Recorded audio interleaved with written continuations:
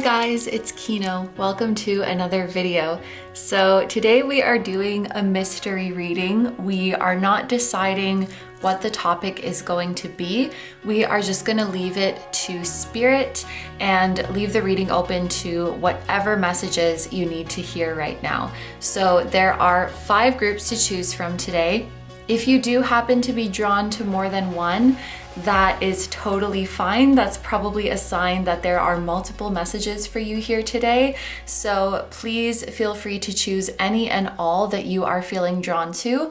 I'm going to show you each of these up close one by one. These are actually cookies, but they're super beautiful. They have like different images printed on the surface. So yeah, I'm going to show you each of these and please pick whichever one or ones you feel drawn to the most. Here is option number 1.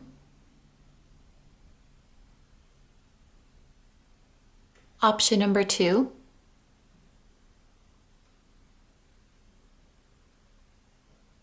Option number 3.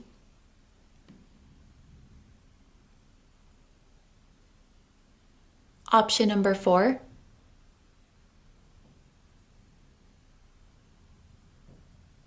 And option number 5.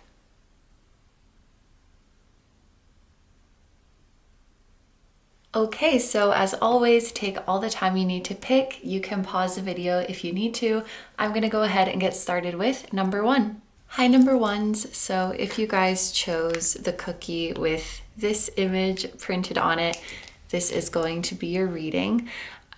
Just for some intuitive messages that I wanted to share with you, I heard don't engage, don't let them know your next move, and let them miss you.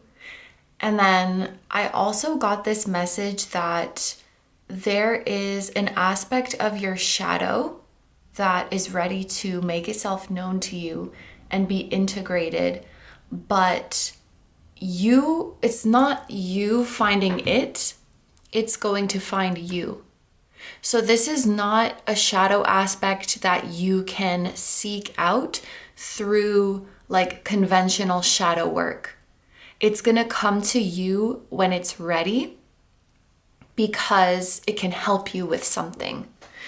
And the reason it won't come up in shadow work is because it doesn't want to appear as something to be fixed. Like this, I'm seeing this as a positive aspect of your shadow.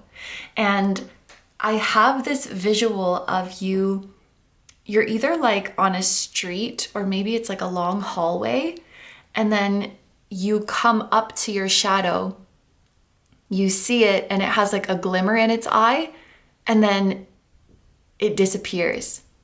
And it's like, come follow me if you're ready.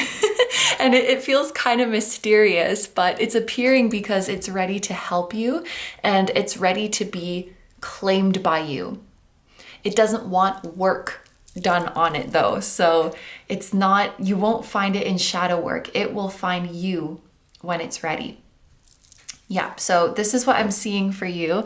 The first card that we are going to look at is from, I think it's called, this is either the language of animals or the secret language of animals. But anyway, let's see what animal we are starting off your message with. Blue whale and number 2. That's so interesting because this number 2 and 222 on the camera timer as I'm saying this is the number of the High Priestess card for one. It's the number of yin, of divine feminine energy. So the fact that we were just talking about getting acquainted with and embracing your shadow, I feel like that's very relevant. And even the fact that your animal is a whale, you know, I'm thinking of this large creature that is floating in the depths. Maybe this represents your shadow. It represents some kind of inner wisdom that you are accessing. Even that first message of like, you're kind of moving in silence. You're not letting people know your next move. It feels like you're in this energy of quiet, serenity, being in tune with yourself. You're either not engaging much with the outside world or you are not being reactive to the outside world right now. Maybe you're connecting with that part of you that understands that the outside world is an illusion. All that noise going on around you is an illusion, and the real truth is inside of you. I definitely feel you in this like divine feminine, shadowy, hidden, mysterious high priestess kind of energy. I'm thinking of a black cat as well. So whales and black cats could be significant to you. And then the keywords that we have here are unity, resonance, magnificence, and mastery. When I read the word magnificence, I also thought of magnetism. Okay, let's get a couple more oracle cards.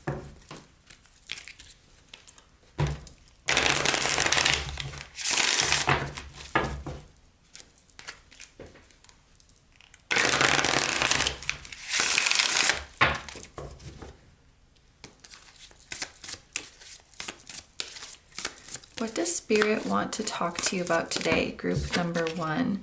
We have Mercury. At the time that I'm filming this, Mercury is in retrograde, but by the time it goes up, I think Mercury will have just gone direct again. Of course, this is a timeless reading, but that Mercury energy is very timely for when I'm filming this.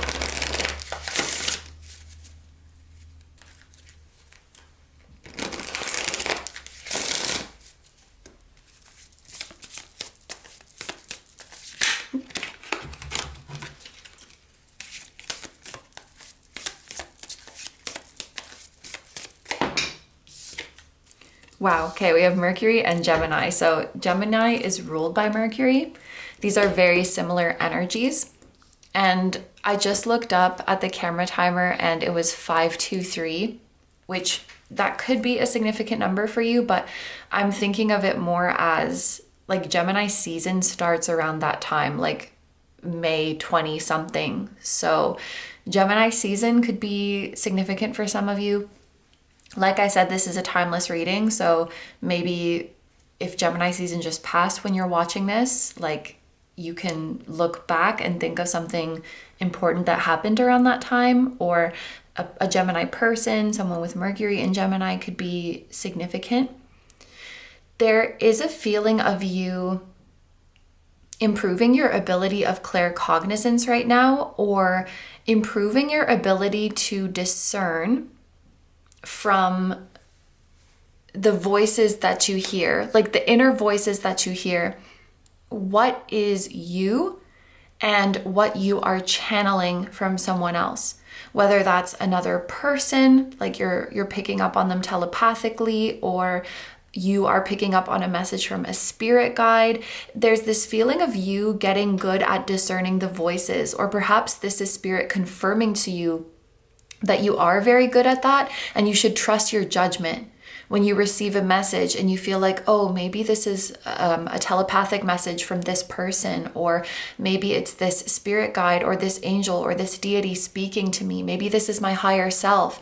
However you feel about the source of that message you receive, I think spirit wants you to know that you're actually very accurate in discerning where it's coming from, and you are communicating only with those beings who love you and have your best interests at heart. So you don't need to worry about receiving messages from like a fishy source. I'm hearing a sketchy source. Your channel of communication with the divine and with other souls is heavily protected. And this is something you innately know how to do.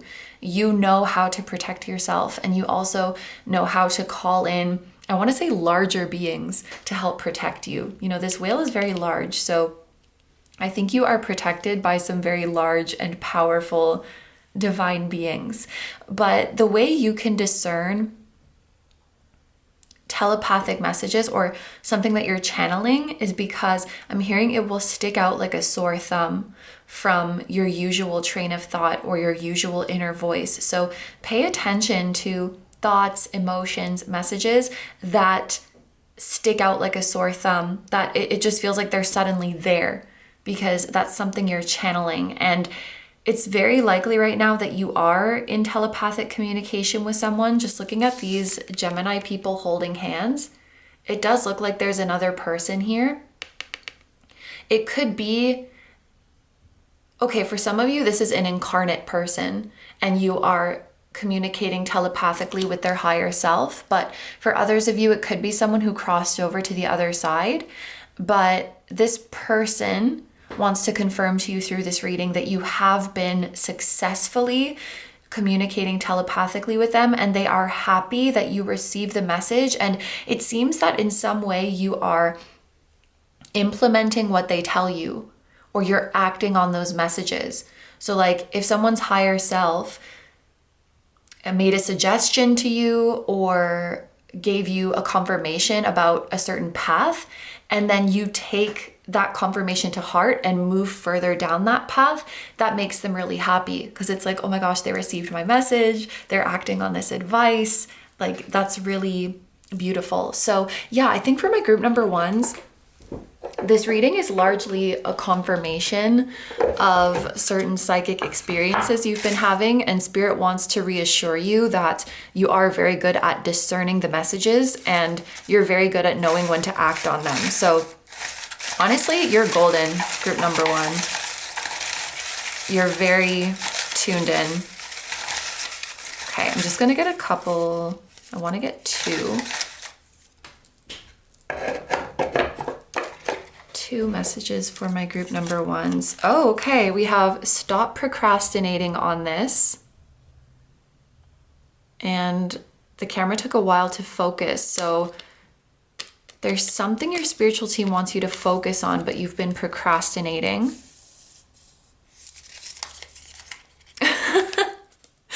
Yeah, someone wants to contact you. I wonder, okay, my right ear is ringing and it's very high pitched. I wonder if some of you are procrastinating on reaching out to someone, or procrastinating on having a conversation with someone, sharing your thoughts with someone, expressing your desire to someone, or telling them how you feel. You could be in a situation where someone wants to reach out to you and you want to reach out to them, but you're like both waiting for the other person to say something. Maybe you are communicating telepathically, but you're procrastinating on initiating communication in the 3D. Interesting. Let's get some tarot.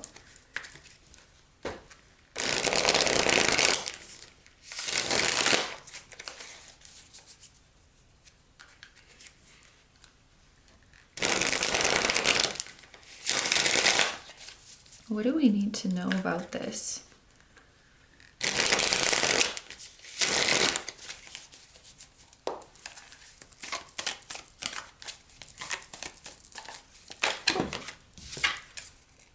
Okay, we have the Six of Wands.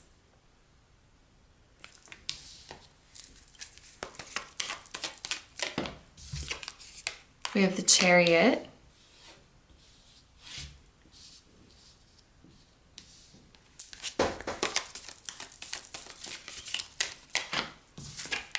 And we have the Hierophant, and at the bottom of the deck, we have the Six of Cups.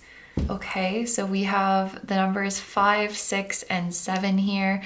I do think there's something about next year, 2026, because of the Six of Wands and the Chariot. They both, well, there's no horse in this deck, but usually the Six of Wands has horses on it, or a horse. And next year is the year of the horse. This is also Jupiter in Leo, which is a transit that will be happening in 2026. So I think that year could be significant for you guys.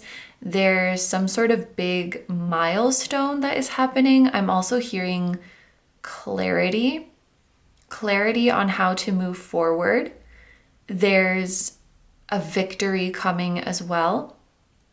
There's a reconciliation between two conflicting aspects of you.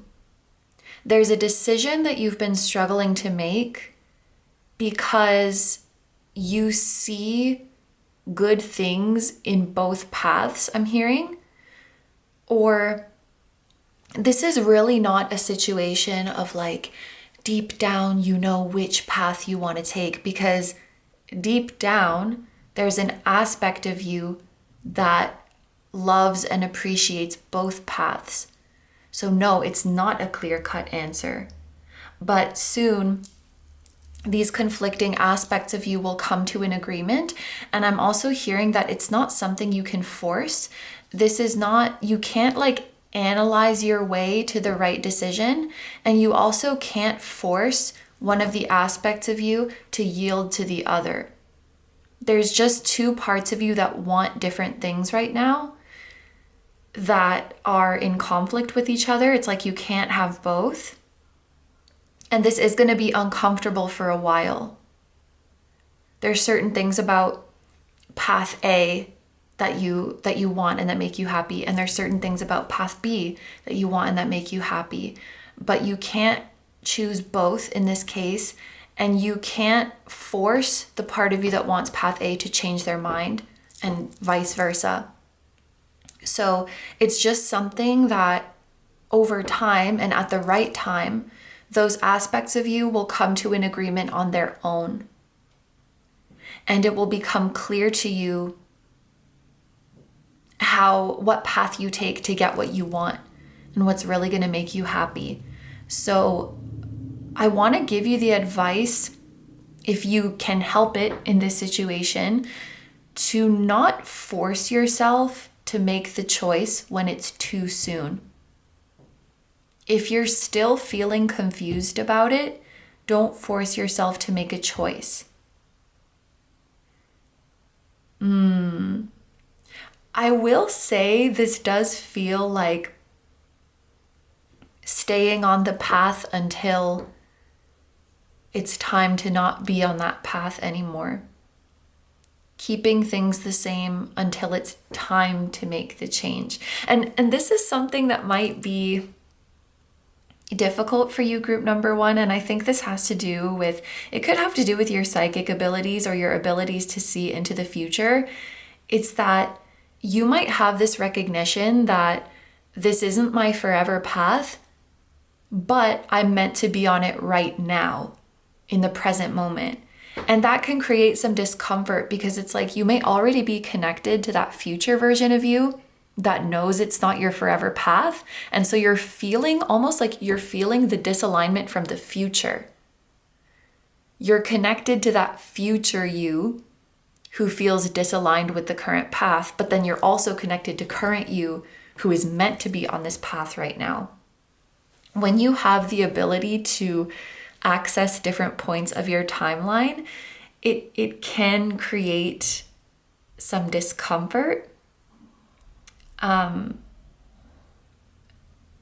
guess this isn't a channeled message. This is just me guessing that maybe it's good to stay grounded in the present moment so as to not be constantly feeling that discomfort, and to also recognize that something not being forever doesn't make it any less important in your journey or any less valuable. In fact, the very fact that it won't last forever makes it that much more precious. But I actually feel a sense of victory when you graduate from this path. It feels like victory. It feels like success. It feels like breaking free. It feels like an achievement. It's being celebrated.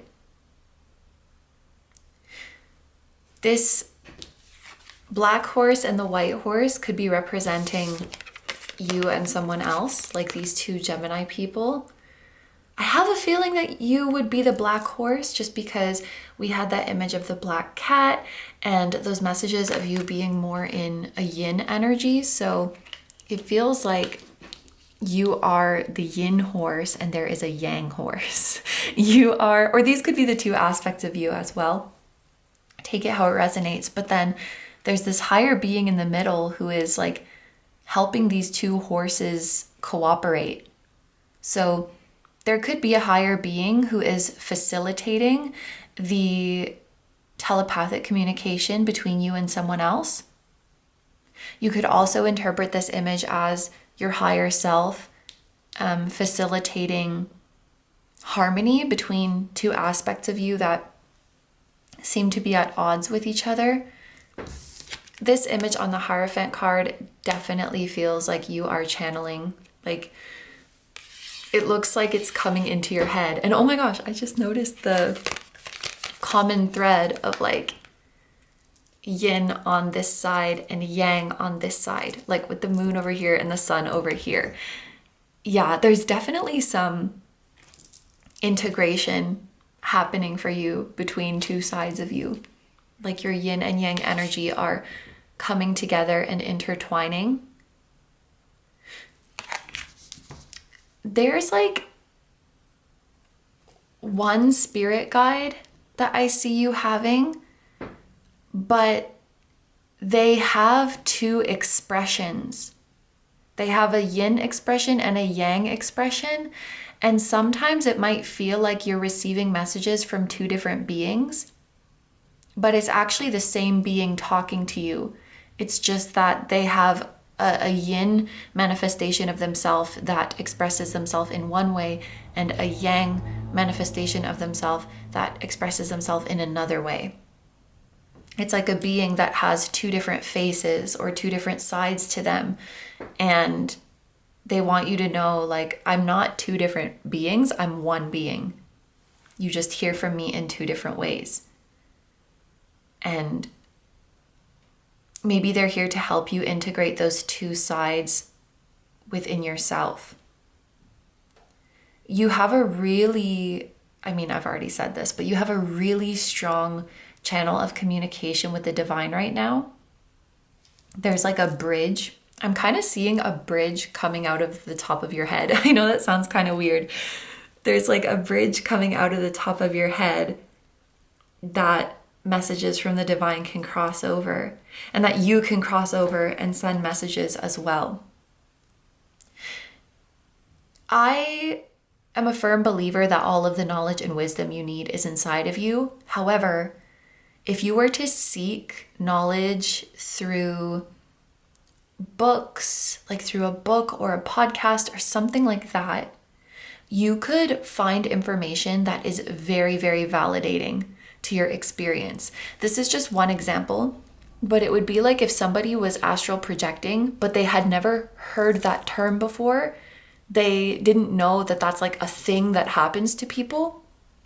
And then they hear someone talking about it on a podcast, they'll be like, oh my God, that's what's happening to me. So there's a name for it. Like, this is an actual phenomenon, like, that happens to people. And now I can put a name to what I've been experiencing. That's so cool.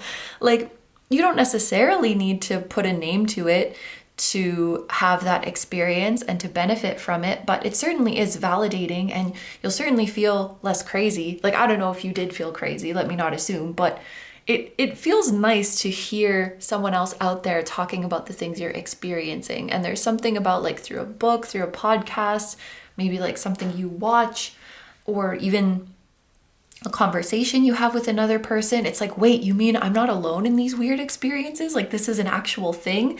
And I think in this, there's a sort of process of normalizing your psychic experiences so that they don't feel unusual or weird or crazy, and just feel like a part of your day-to-day life. Because the more you normalize them, the more you can believe in them, and the more you can expect them. And I just saw 2222. And I'm pretty sure I saw 222 before in your reading as well. So, and your card is number 2. There's a lot of that going on. Yeah, and then at the bottom of the deck, we have this 6 of Cups. I do wonder if many of you were highly connected to your psychic abilities as children. And so this is kind of you, like, reconnecting with those gifts without any sort of shame or without any sort of stigma, and unapologetically allowing them to guide you, and recognizing that, how do I say that?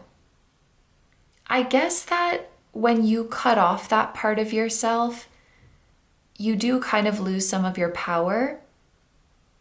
And being connected to this part of yourself will make you less easily manipulated and will make you feel connected to your sense of direction in life, so you cannot be swayed as easily.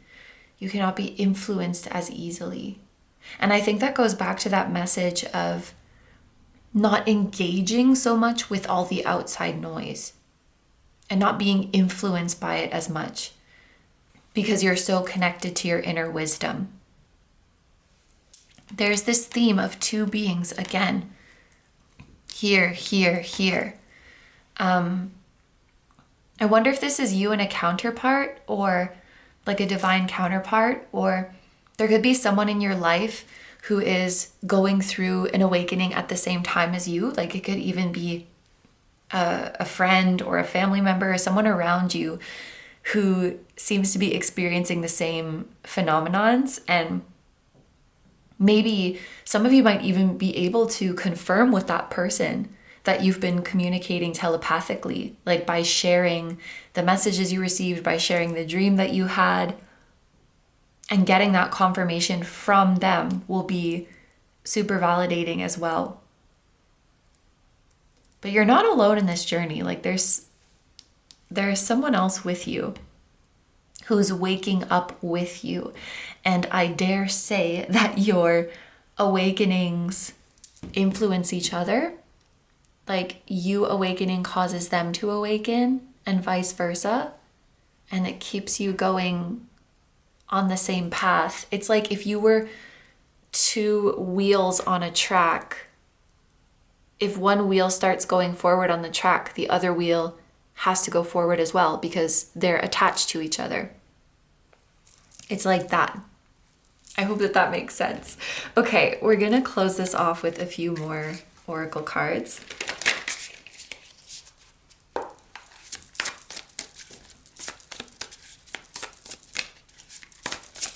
Ooh, that one jumped out. Boom. Okay. We have seasons, creative seasons. Creative expression has its seasons. Winter may seem like a void, but there is no endless summer. Recover, hibernate, prepare. Spring thaws you out.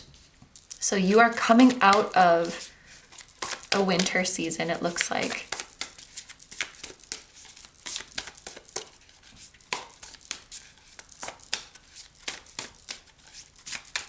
You could be regaining inspiration.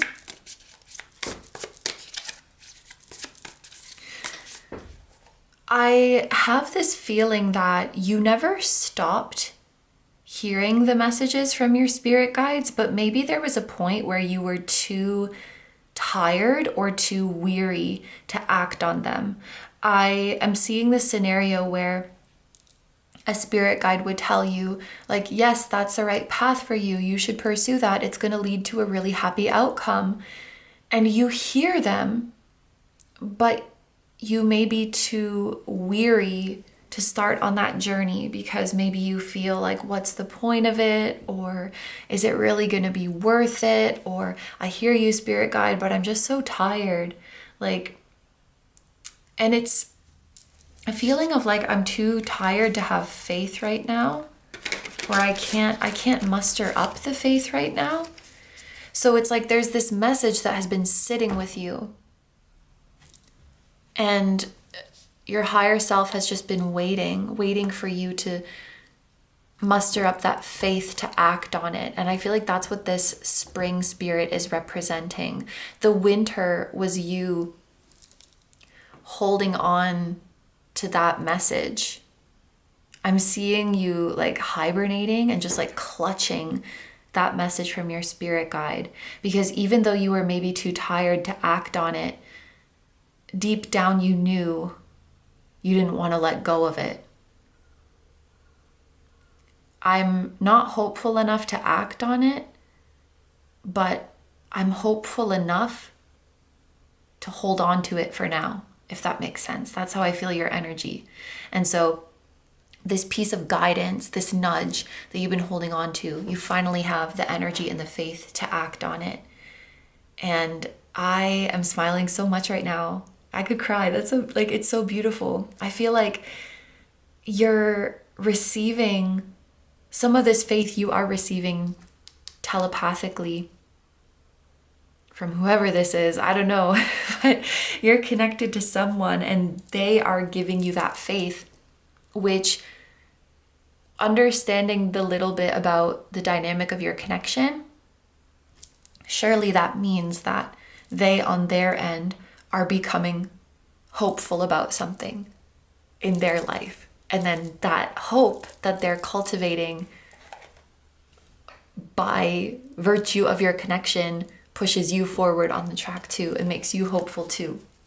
It's really beautiful how you have that going on with each other. Okay, I'm gonna get one more from this deck. Also, that makes it that much cuter, like the way this card, boom, like it bounced out. It seemed so enthusiastic and it was very sweet.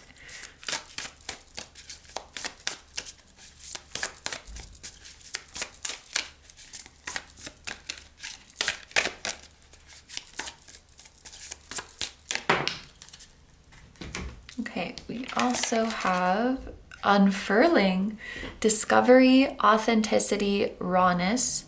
Vulnerability is a cure for many ills. Okay, and finally, I'm going to take a Starseed card, and I think I want to read this one from, I think I want to read this one from the guidebook.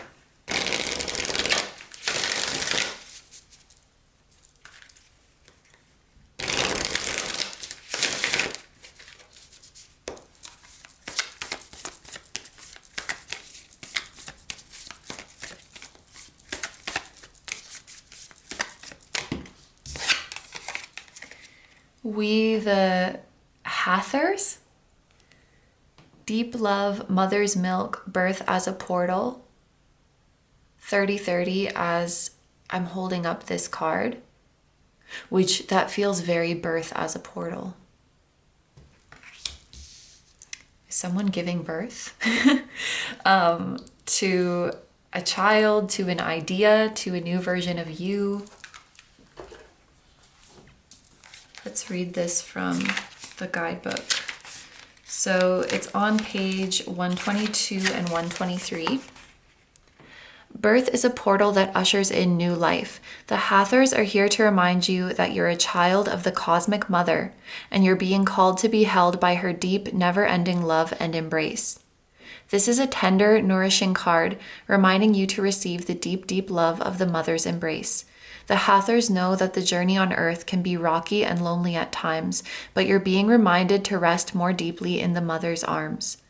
This is a card of extreme potency, of femininity, of creation, and of birth. You're being called to mother yourself and others too, to surrender to your sacred femininity, to create and surrender to your own creations, to hold and be held. You're being called to remember your place in the web of life and to realize that the cosmic mother is watching you every step of the way. You may be going through a transition right now, moving from one way of being to another. If so, you're being reminded that you're cradled in a sacred container, that you're more held than you can possibly imagine, and you have access to more love than your heart can bear. If you're struggling in any way, you're being reassured that things will work out. Open yourself to receiving the overflowing love of the cosmic mother, flooding toward you from every direction. Let it stretch your heart. There's a little starseed activation here, so I'll read that. Place the card on the portal of your heart. You could just place your hand and whisper the following. I allow the deep love of the cosmic mother to wash over me. I'm loved. I'm held. I'm so glad I read that from the guidebook. That's so perfect for the energy that you're in. This was a beautiful reading, group number 1. Thank you so much for allowing me to sit with your energy and do this reading for you. I hope you have a wonderful day or night whenever you're watching, and I wish you all the best. Please take good care of yourself, stay healthy, Don't forget to like, comment, and subscribe if you feel like doing that. If you enjoy my content and you'd like to find me elsewhere, I'm going to have linked down below my tarot reading Instagram, my personal Instagram, my Patreon, where we now have over 110 exclusive readings, and we have 2 new ones every month that you can choose a topic for. It's a great time over there. And my music channel, which includes the intro song of this video, that is an original song, and I'll also have my latest release linked down below. Thank you guys so much for supporting me, my channel, and anything I do. I really appreciate having you here, and I'm sending so much love to you. I was just gonna say to your person, even though it's not that kind of reading, but there's a person, so to your person or to the other aspect of you, if you resonate with that interpretation. And I'm sending love to your higher self, your spirit guides, your spiritual team, and all of your loved ones, both here on earth and in the other realms. And I will see you guys in the next one. Bye bye. Hi number 2s. So if you guys chose the cookie with this image printed on it, this is going to be a reading. By the way, these are violets, so that could be significant for some of you, but let's get into it. So the first oracle card we're going to look at is from, oh man, I should have looked this up because after group 1, I couldn't remember if it's the language of animals or the secret language of animals. Probably secret language, but anyway, we're gonna see what animal has a message for you.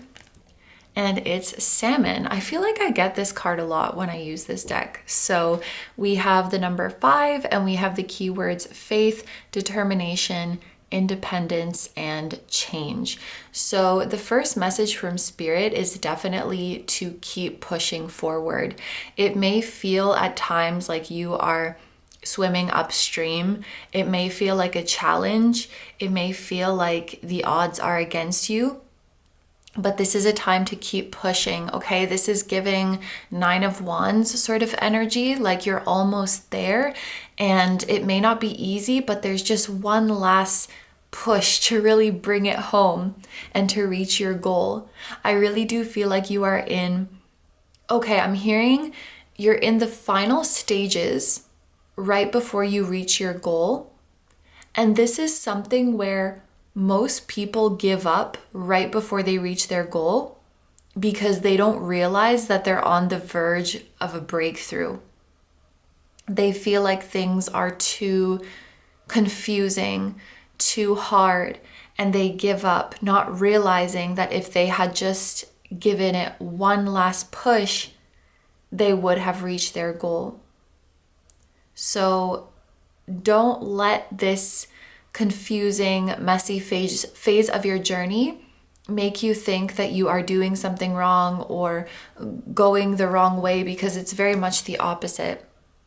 And if you don't give up right now, you are on the verge of a breakthrough and of reaching your goal. That's what I feel with this salmon card.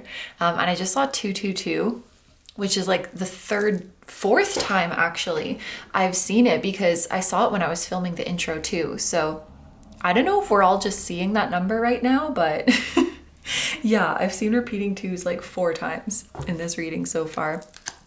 And you guys are group number 2.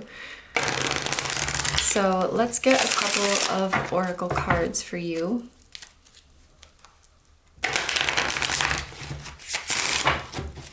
I'm also just thinking like violet and salmon are colors. So those could be colors that are significant to you in some way.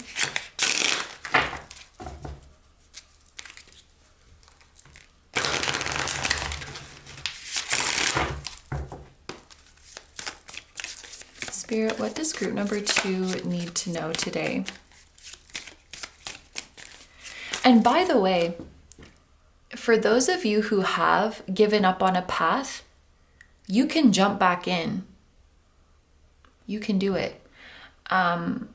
With the retroactive or retrospective, maybe is the word, with the retrospective knowledge that, oh my gosh, I gave up just when I was about to hit a breakthrough, I'm seeing that you can go back and try again, knowing what you know now, okay, I know that when it gets difficult, when it gets messy, it means I'm really close to succeeding. So let me try again. And this time I'm not going to give up.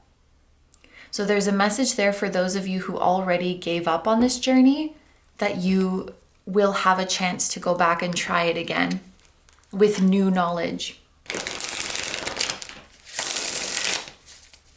Okay, some of you are getting ready to try something again. It's like you've finally processed the disappointment of a previous failure, which it's not really a failure, but a previous something not going the way you'd expected.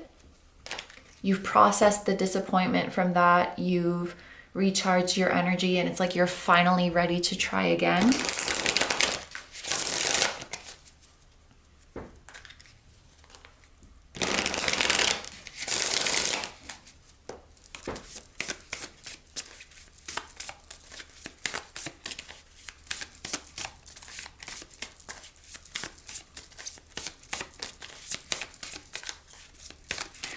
I don't know what this means, and I don't think it's for everybody, but there's a message about trying again, but with different people this time. So, for example, if this was a group effort, the journey that you were on, maybe you're going to try again in a different group of people, or you're going to try again, but you're realizing that you need to surround yourself with different people or with better people just in your life in general. Maybe you're realizing that there were certain people around you that brought you down or that didn't support you on the path, and that made it harder to keep going.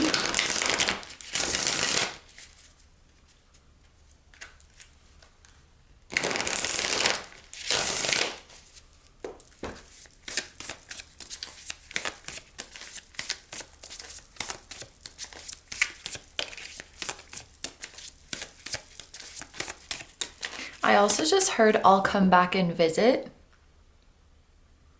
So there's a feeling of you leaving an environment behind, but you'll go back and visit it sometimes. It's as if you moved away from a country, but you're going to go back and visit that country sometimes. Or you're leaving a workplace, but you'll pop into the workplace to say hi sometimes. It's like that kind of vibe. Or there could be someone who is leaving your environment and they're promising to you that they will come back to visit you, and they will.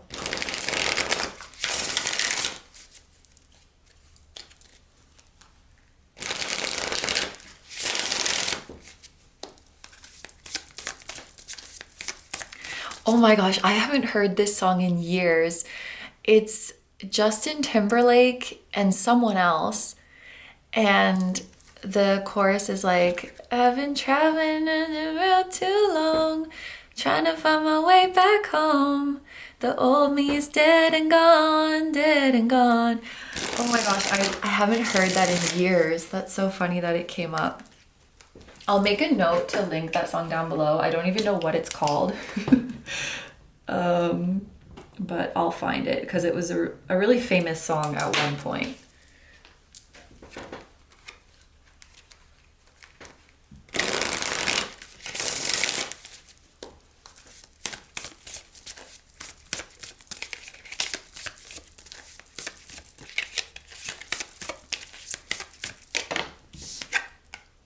We have the sun.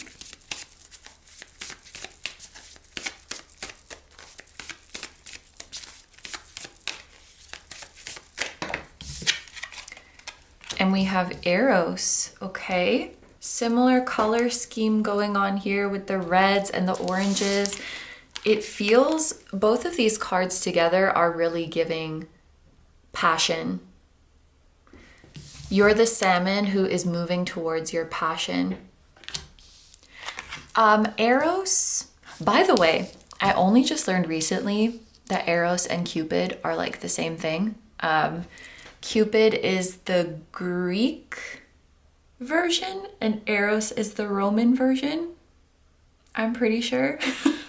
I get them mixed up sometimes, but yeah, I believe Eros often talks about like romantic and sexual attraction, But here, combined with the sun and this long journey that you've been on, it really feels like a road to your passion.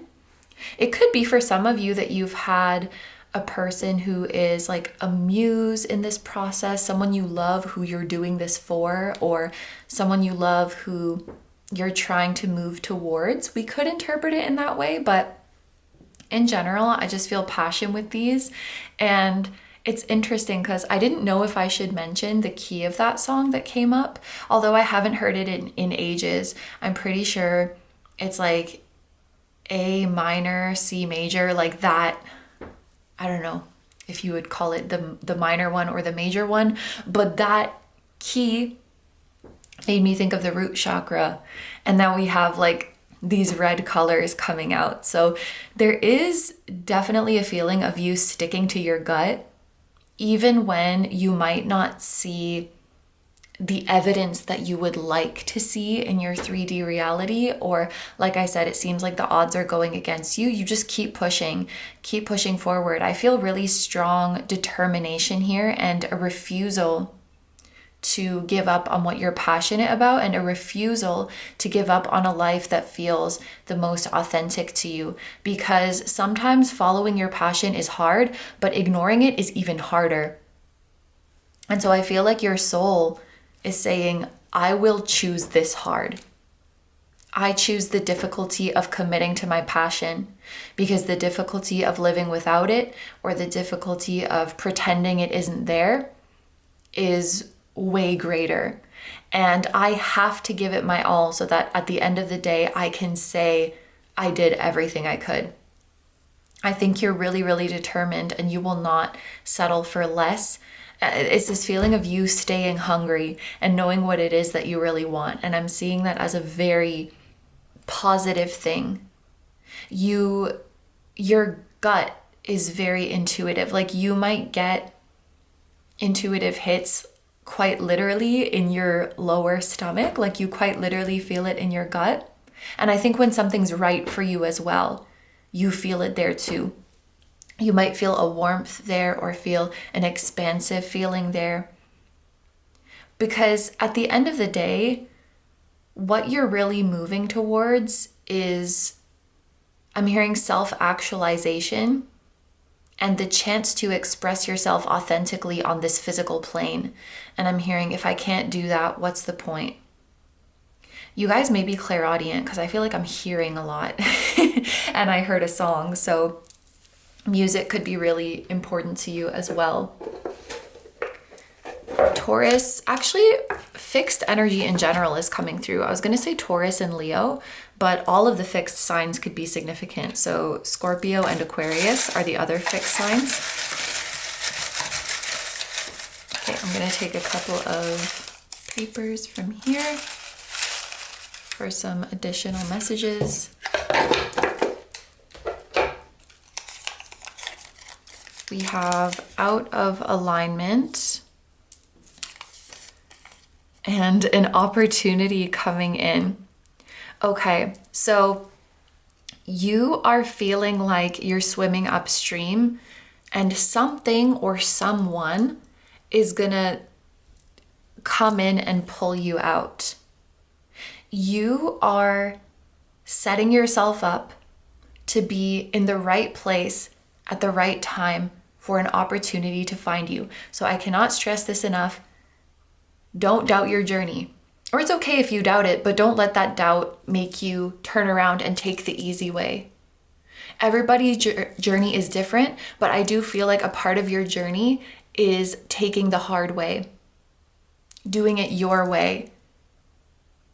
I would rather choose the hard path that feels authentic than take the easy way out and have to live an inauthentic life. And so while you're struggling on this difficult journey, you are actually putting yourself in exactly the right place to be found by an opportunity that will pull you out of the struggle. It's like you had to go there to meet the opportunity.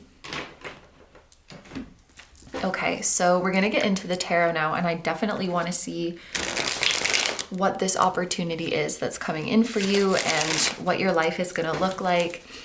and how this is all going to turn out. So we'll ask Spirit for information on that.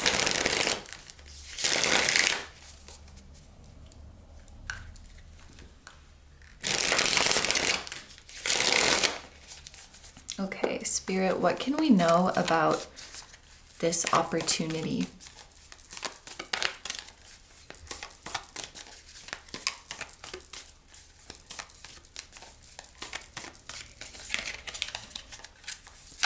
There is a message coming through that Spirit is going to meet you where you're at. So Spirit can only present to you opportunities that you feel aligned with or that you feel worthy of.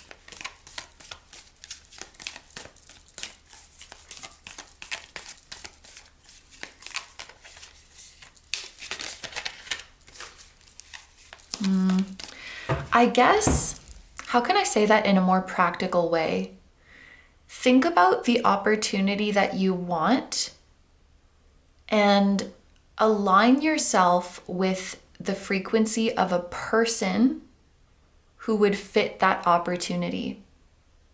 If you already feel like you are that person, then just take this message as a confirmation.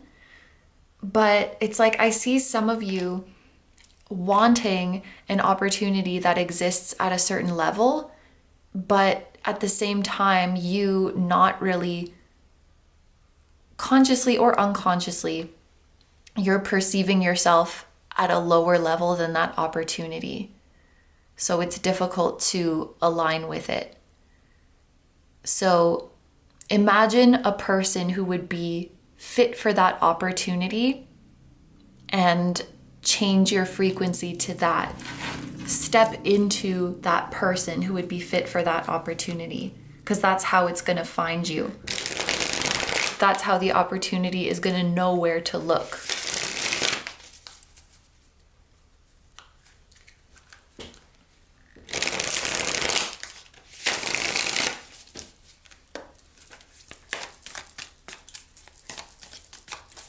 Spirit, what can we know about this opportunity at this time?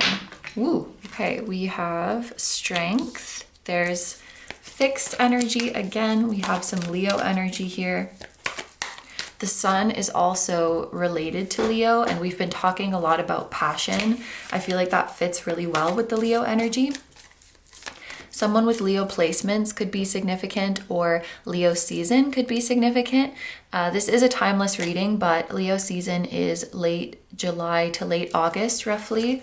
So whenever you're watching this, like the next Leo season could be an important time for you.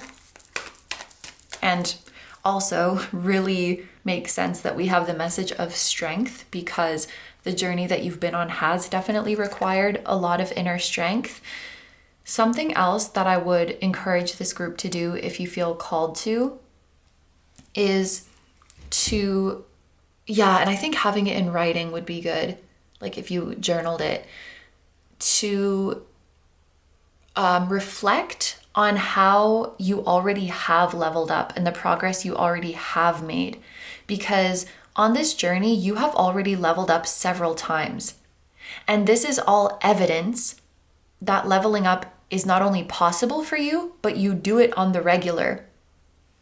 Because I feel like some of you are struggling to believe that you can level up to be at the same level as this opportunity that you want.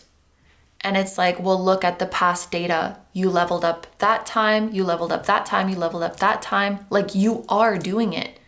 You're always doing it. So what makes this any different? Nothing. There is no difference. But sometimes our brain builds up the opportunity so much in our head that, like, oh, there's something special about this one in particular that I'm just not worthy of it, or I just can't rise up to it. And I noticed this in myself. Like, I'll be so confident, like, yeah, I can manifest this, I can manifest that, I can manifest in this area of my life. And then there will just be one thing that for some reason I'm like, oh, but I can't manifest that because that's just different. No, it's not. There's objectively nothing different about it except for the importance that I project onto it, or the inaccessibility that I project onto it. It's no different than manifesting anything else. So maybe some of my group number 2s, you have like that one manifestation that for some reason you don't think is possible for you, when here you are manifesting all kinds of other stuff, and there's literally no difference.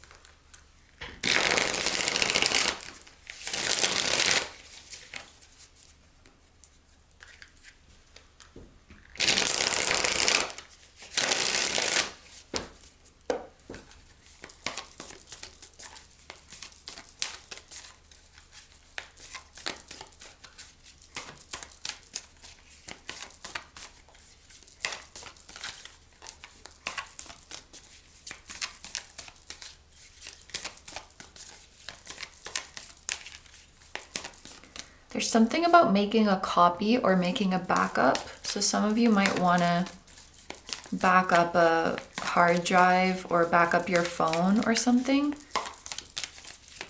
or make extra copies of something.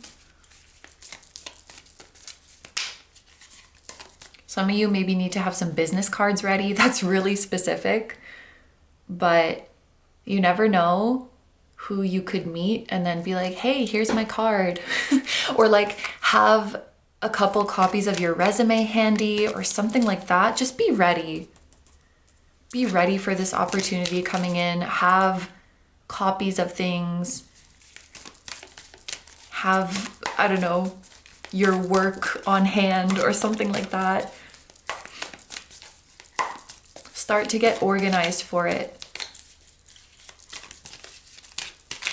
Because that's what someone who's aligned with that opportunity would be doing. We have, the Wheel of Fortune. I'm so happy to see this because it really is like the tables are turning and there's a shift in the energy. So I feel like a current that once felt like it was moving against you is now going to start to move the other way and start carrying you easily. There's a very strong feeling of things that were once difficult for you, you're now able to do with ease. I don't know if you've ever experienced this before, that moment where something just clicks. I feel like it often happens when we're practicing a skill, like over and over and over, and it's like, can't do it, can't do it, can't do it. And then one time you try it, and it just clicks. Oh, this is something important. I was thinking about this the other day. When you're mastering a skill, let's say you're trying to do a trick on a skateboard. I don't know why that's the example, but let's go with it. You're trying to do a trick on a skateboard. Stage 1 is you consistently can't do it. Stage 2 is, oh my gosh, I did it, but it was a fluke. Like I can't recreate it. So it's like, sometimes I can do the trick and sometimes I can't. And it's just like, it's not under my control. All I know is that I can do it, but I can't secure it consistently. And then stage 3 is mastery, when you do it right every time. And so I feel like when it comes to manifesting, a lot of you who chose this group are in that middle phase where it's like, I know that I can manifest because I've seen myself do it before. I just can't do it in a controlled way or in a consistent way. So like my ability is unpredictable. And it's just a matter of practice, you know?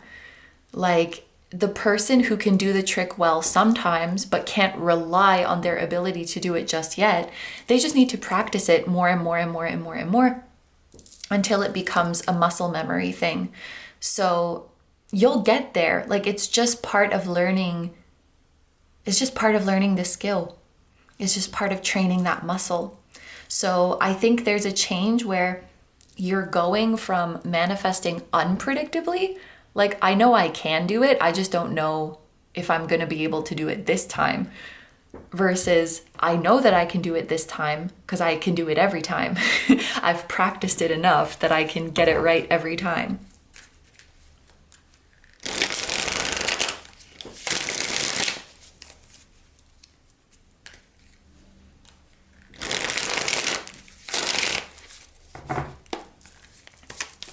What else do we need to know?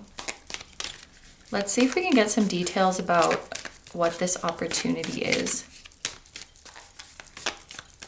that is coming in for you. We have the Four of Wands. Yeah, I'm gonna shuffle one more. There's a lot of fiery energy here as well. Four of Wands and the Six of Wands. Yeah, it's all fire. Leo is coming through super, super strongly. And there's, oh my gosh, at the bottom of the deck is a Five of Wands. So lots of Leo. This is Leo, this is Leo, this is Leo, this is Leo. There's Leo energy in here too, because like, it's not on this deck, but usually you see all the fixed signs on it. And then we have a bit of Aries. So lots of fire, especially Leo. Maybe that's like a big confirmation for some of you. But this opportunity is very much something that you've been wishing for. And there is an element of it that is kind of out of your control, in the sense that there needs to be like an offer made to you, or people need to respond to what you're doing. It's interesting, this image, because this is kind of the image I saw when I thought of someone swimming upstream and then getting pulled out of the water. It's like they're reaching their hand up for help. So this opportunity is coming because you're receiving assistance.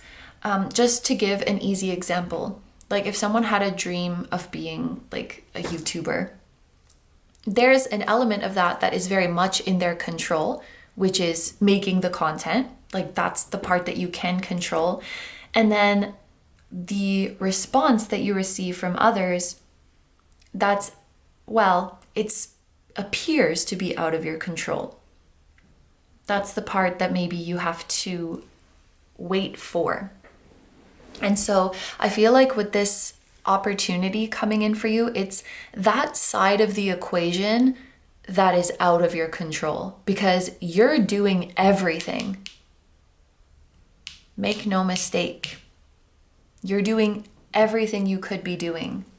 And I hope that you don't doubt that, or you feel like, oh, I should be doing more, because I can clearly see you're fighting hard and you're doing everything that you're supposed to be doing, or everything that you can do on your end in your power.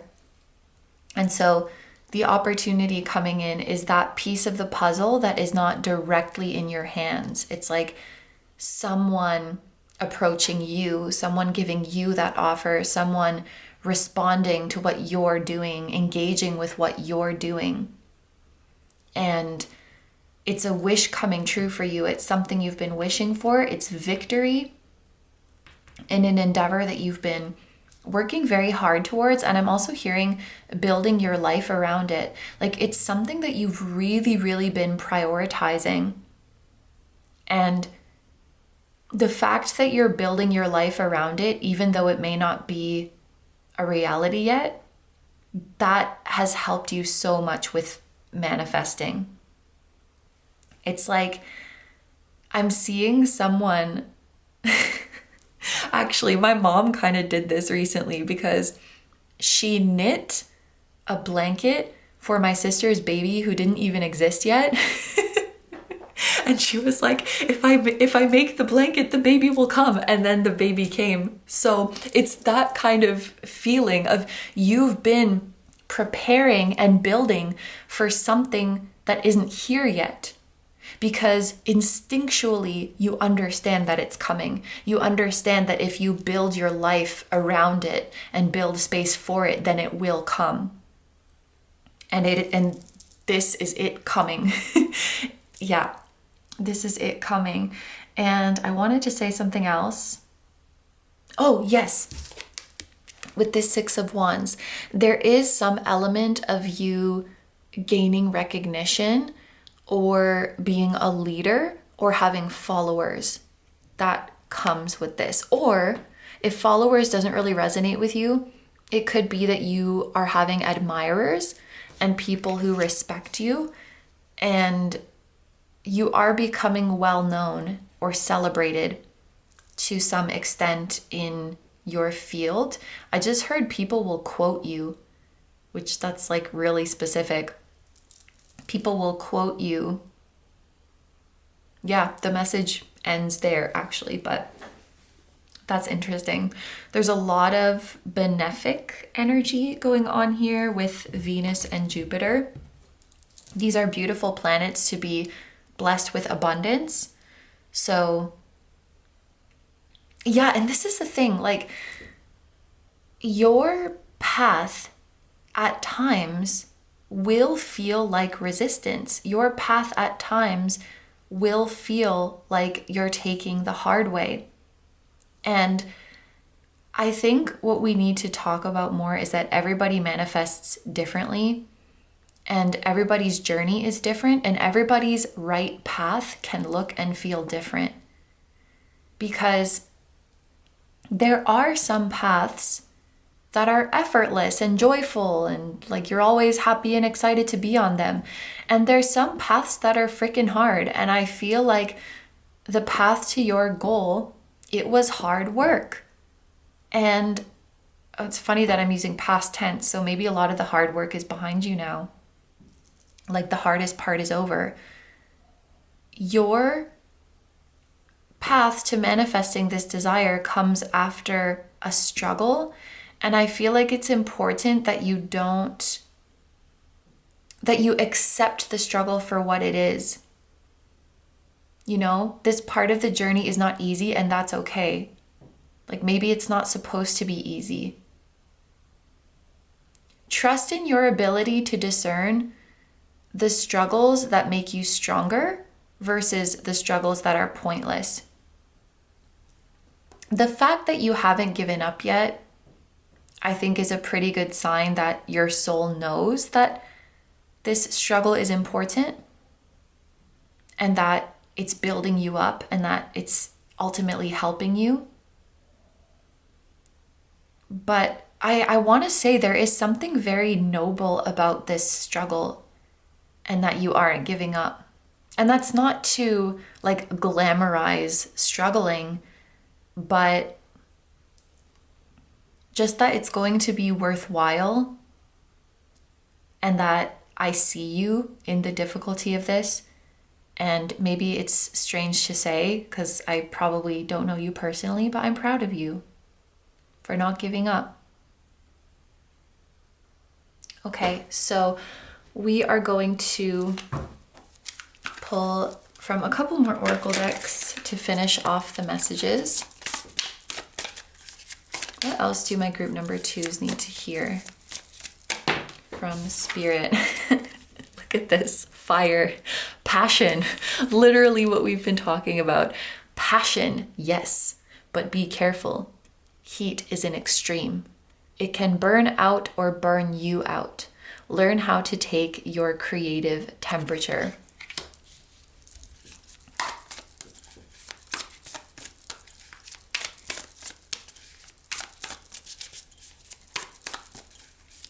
I don't even want to comment on it really because somehow, and I mean, I talk about avoiding burnout a lot, I feel, but somehow in this scenario, in this reading, it feels like me telling you, like, remember to take breaks, remember to avoid burnout. Something about it almost feels patronizing because it's like, you know yourself, you know how much you can push yourself, you know what your limits are, and like, who am I to tell you when you should take a break or when you should keep going? Like, you're determined, group number 2. You know where you're going. And you know what it's going to take. And maybe this is on a soul level. Like, your soul hasn't given up yet because it knows exactly what it's going to take and it knows exactly when this journey will be over.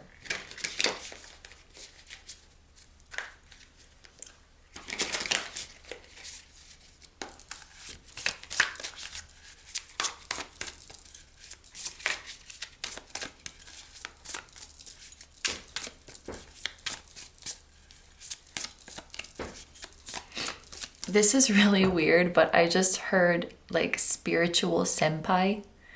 And I think that's you. Like you are a spiritual senpai, maybe to me or to many people. Maybe that's why you have admirers or followers. Something about like a spiritual leader. And that doesn't mean you have to be in like the spiritual teacher space, because you can be a spiritual leader in any field. You can live by example in any field or in any number of paths.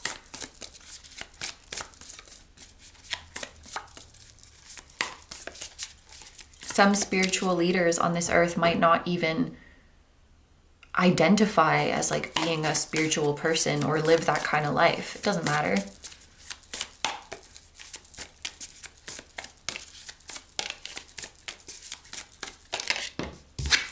We also have expansion. Fire and expansion is making me think of a hot air balloon.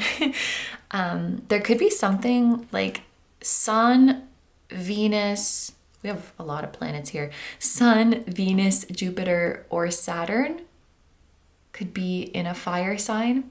This is Jupiter as well, Wheel of Fortune.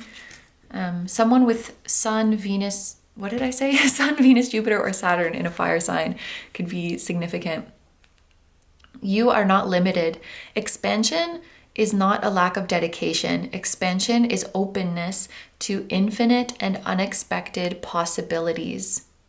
Okay, so for those of you who are, is it casting a large net or casting a wide net? For those of you who are keeping options open on this journey, this is your confirmation.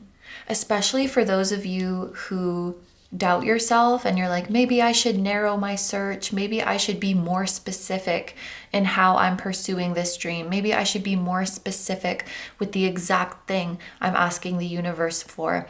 Maybe I should be more specific with my area of study or the genre of art that I want to create or the very specific sector or field or job title that I want.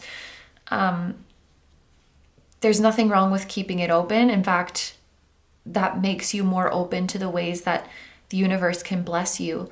And you'll figure it out. I'm kind of going through something like this right now. Sometimes you just have to coast with that open, expansive energy.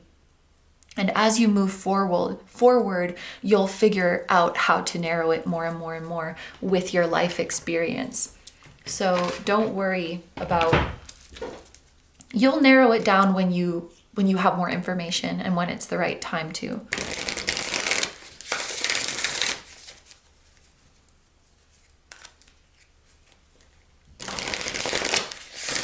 Okay, so finally we're going to take a Starseed card, and I'm going to read this one from the guidebook.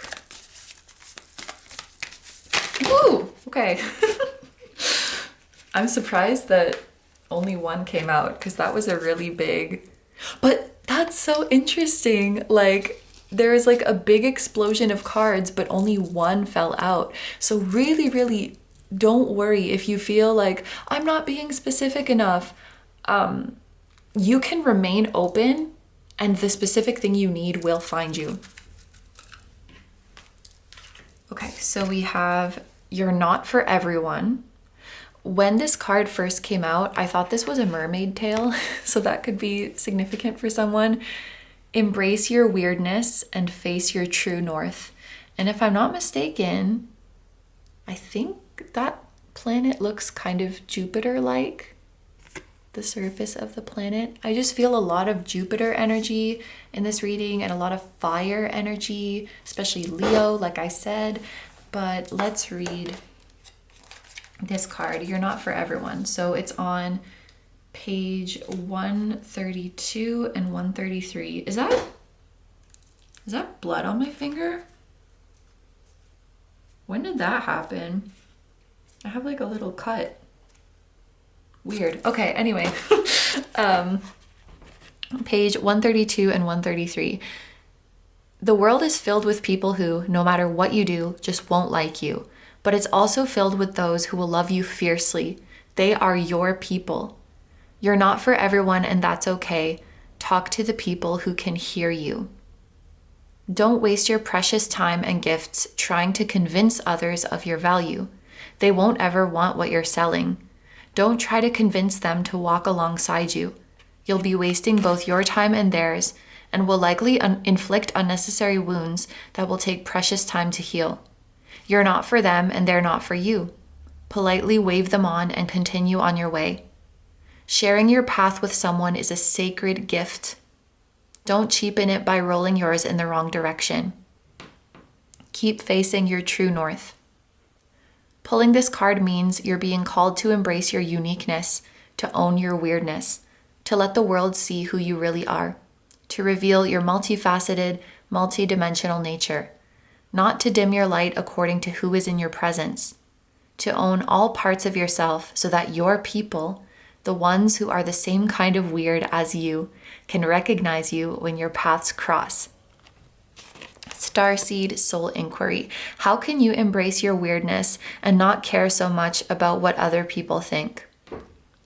Group number 2, I feel like I'm going to be taking a lot of notes from your reading because a lot of the messages coming up are just so relevant to stuff I've been thinking about. So if you chose this group, I feel you, and I fully encourage your weirdness. And I fully support you finding your people, and I fully support you giving yourself permission to not be for everyone. Yeah. Thank you so much for letting me sit with your energy and do this reading for you. I hope you have a wonderful day or night whenever you're watching, and I wish you all the best. Please take good care of yourself, stay healthy. Don't forget to like, comment, and subscribe if you feel like doing that. If you enjoy my content and you'd like to find me elsewhere, I'm gonna have linked down below my tarot reading Instagram, my personal Instagram, my Patreon, where we now have over 110 exclusive readings, plus 2 new ones every month, and you can choose a topic for those. And my music channel, which includes the intro song of this video, that is an original song. I'll also have my latest release linked down below. Thank you guys so much for supporting me, my channel, and anything I do. I really appreciate having you here, and I'm sending so much love to you, to your higher self, your spirit guides, your spiritual team, and all of your loved ones, both here on Earth and in the other realms. And I will see you guys in the next one. Bye-bye! Hi number 3s, so if you guys chose the cookie with this image printed on it, this is going to be your reading. I just wanted to mention that this box of cookies came with a sheet of paper that says what each image is, and it also has a keyword associated with each one. Obviously for this group, your image is butterflies, but the keyword associated with it was intimacy, and I thought that that was just really sweet with this image. You know, there's something delicate about the butterflies, and it was giving me this feeling of 2 people kind of cautiously approaching each other, and they're ready to open up and be vulnerable. Maybe they're giving each other butterflies. So if you were drawn to this group, you may be ready to deepen your intimacy with someone, or in general, you are ready to be more vulnerable. I'm hearing with the world, but ready to be more vulnerable with the people around you and show a softer side to you. So let's get into your cards. Oh my gosh, I keep forgetting to look up the name of this deck. I'm just gonna do it now so that I don't forget. But I'm like 95% sure it's the Secret Language of Animals Oracle deck. Whoa, okay. My phone is in Japanese and it has no idea what I'm saying right now. 1 second. Oh, that's funny though. So the speech to text was in Japanese, and when I tried to search the Secret Language of Animals, it thought I was saying something like I'm love, or like I'm in love, or something like that. So that could be significant for somebody. The Secret Language of Animals Oracle deck. Yes, it is the secret language of animals. Okay. I was very sure, but I just needed to double check. So we're gonna see what animal has a message for you. And it's the crow. I love crows. And now I just saw 222 for the 5th time since starting this reading. I swear, like 222 is coming up in every group. I don't know what's going on. Let me know if you've been seeing that number. So crows could be significant to you. We also have the number 27 here, and the keywords are communication, transformation, story, and universal law. I'm gonna go ahead and shuffle and pull a couple more oracle cards as well.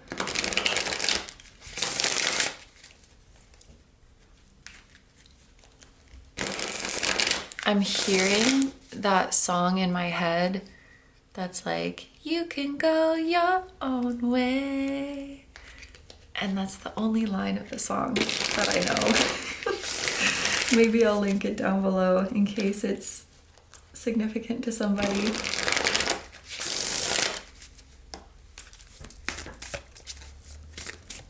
Some of you could be being very brave and choosing to be vulnerable with someone, and then realizing that they're going to stay with you, and that's very moving. I'm seeing someone, maybe they're revealing a truth about who they are, or revealing a truth about what they want out of this relationship, revealing a truth about a boundary, something that doesn't work for them, something they're afraid of. And they're scared to reveal this information to the other person. Like, they're worried that it's going to drive a wedge between them, but then the other person who's receiving this information just doubles down that I love you and I support you and I'm going to keep walking this path with you. So if you have something to tell someone that is a little bit difficult, I have a feeling it's going to deepen your bond in the end.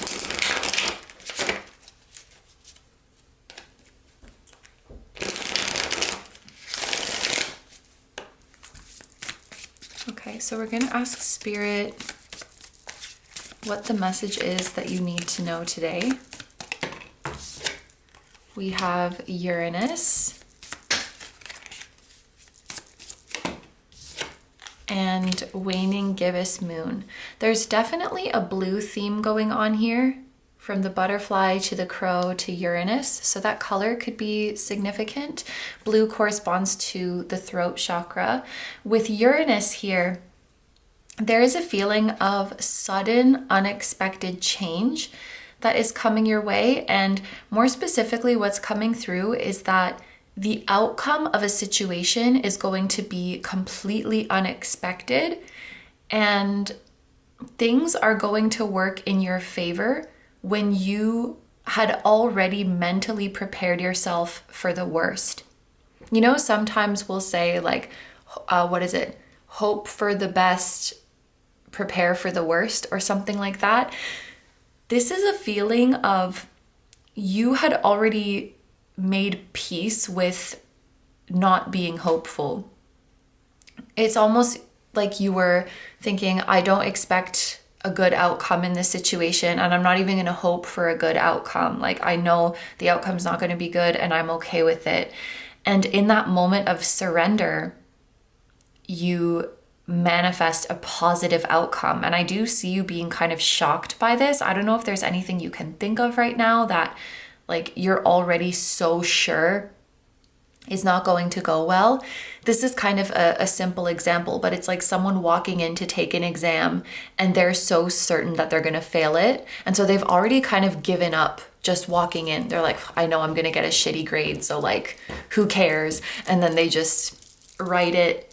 They've like let go even of the sadness that they're not going to do well. They're like, it is what it is. They've gone through all the stages of grief. Come to find out, they get their exam back and they passed. And I honestly feel you being shocked, because it's like, I didn't even realize that there was a part of me that could manifest this outcome. I was so certain, I believed the opposite outcome. So like, was this success in my subconscious? Like, how did I manifest this? It's kind of crazy. Maybe for some of you, it feels like a glitch, or it feels like a timeline shift. We have the waning gibbous moon here. So there is a sense of an energy that was once very tense is cooling down. That's how I feel this. The energy is loosening. There's a feeling of loosening, cooling down, and softening. A situation with very high tension or very intense emotion is dissipating. And there's a sense of relief of like, okay, everything is okay. Let's settle down. Nerves could be dissolving. Feelings of anxiety could be dissolving. It's like, well, damn, I guess everything's gonna be okay then. It's kind of hard to wrap my head around, but it looks like everything's gonna be okay. Let me adjust to this new reality. I was preparing for a catastrophe. I was preparing for the worst.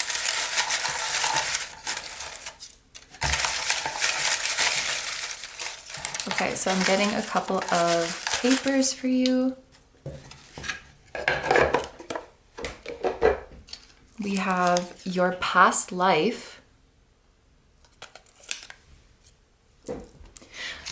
Something coming true for you that you didn't get to experience in a past life. Something that you had to forego in a past life. And you're ready to receive it and experience it in this lifetime.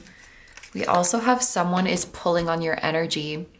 This is getting interesting. There's someone that you know from a past life who is ready to enter your life, or who is ready to reveal the past life connection to you, and they are pulling on your energy. Okay, some of you who chose this group, perhaps you can feel someone pulling on your energy, but you're not sure who it is yet. Or you're not sure what 3D person to attribute this pulling feeling to. And I feel like that's going to be revealed to you very soon. For others of you, you have felt a specific person pulling on your energy, but maybe didn't know why. And it's because they know you from a past life. Oh, that's super cool. Okay, we're gonna get into your tarot as well. I feel like we have a lot to look into.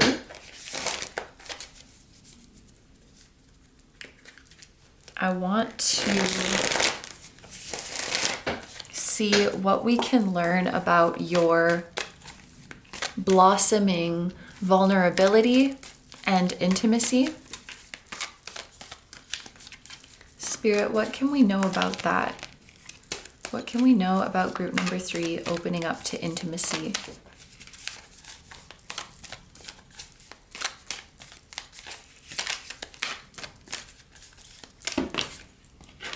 Okay, we have 2 coming out at the same time. We have the Hermit and the Ace of Wands. What can we know about this situation that is turning out amazingly, even though we were so sure it was going to go badly?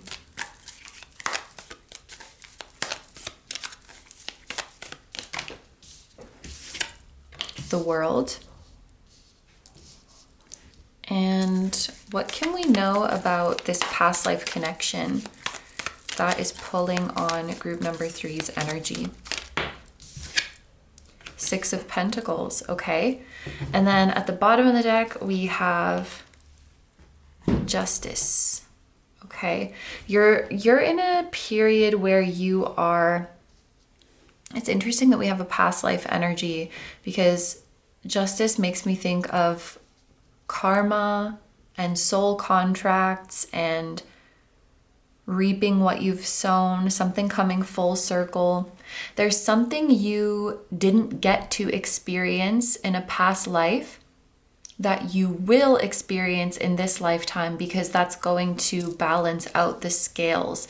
It's like you're getting something that you were owed, a certain blessing, a certain experience that you were supposed to have, and it's being delivered to you. I don't want to say it's being delivered to you late, but it's this feeling of you were supposed to have it in a past life. Perhaps in this current life, you've had a feeling of something is missing, or you've had a lingering feeling of there's some unfinished business in your life, or maybe with a particular relationship or with a particular situation. And this is the lifetime where the business will be finished, where you're going to get what is owed to you from a soul perspective. This person from a past life, this is a soulmate, and they're pulling on your energy, and they may not even be aware that they're doing it, but they feel that you are pulling on their energy. I get the sense for many of you that this is not something you're consciously trying to do. Like, you're not trying to pull on them. They're not trying to pull on you. You're certainly not trying to intrude on each other's space. But I think that it's like your energy, I'm not exactly sure what this means, but what I heard was your energy fields are calling to each other. They're activating each other in some way, and you feel that as a pull. It could be that thinking of this person creates a pulling sensation on them, and them thinking about you creates a pulling sensation on you.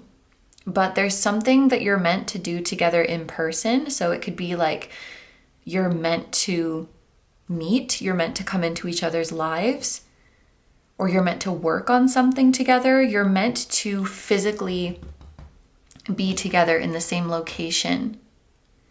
And there's also a way that this person is pulling on your energy that you don't realize. There's certain decisions you're making and certain steps you're taking right now that are a result of this person's energy pulling on you, as if they're guiding you or leading you. And you might not realize that yet. And you're doing the same for them. They're making decisions that pull them closer to you, and maybe they don't realize that. This is some sort of contract that is being fulfilled. It's time to meet, or it's time to work on something together or make something together. And there is a higher being who is working on helping you find each other or helping you come together. In terms of the thing that is going to go well, when you were so sure it wasn't going to go well, the feeling that I got with the World card is that for some of you, this is something that's happening for the world. Like, I don't know if my group number 3s, you have something that you're like, the world is fucked. Like, we're never going to solve this problem in the world. The world is doomed to this bad outcome. You know, something about the collective or something about the planet.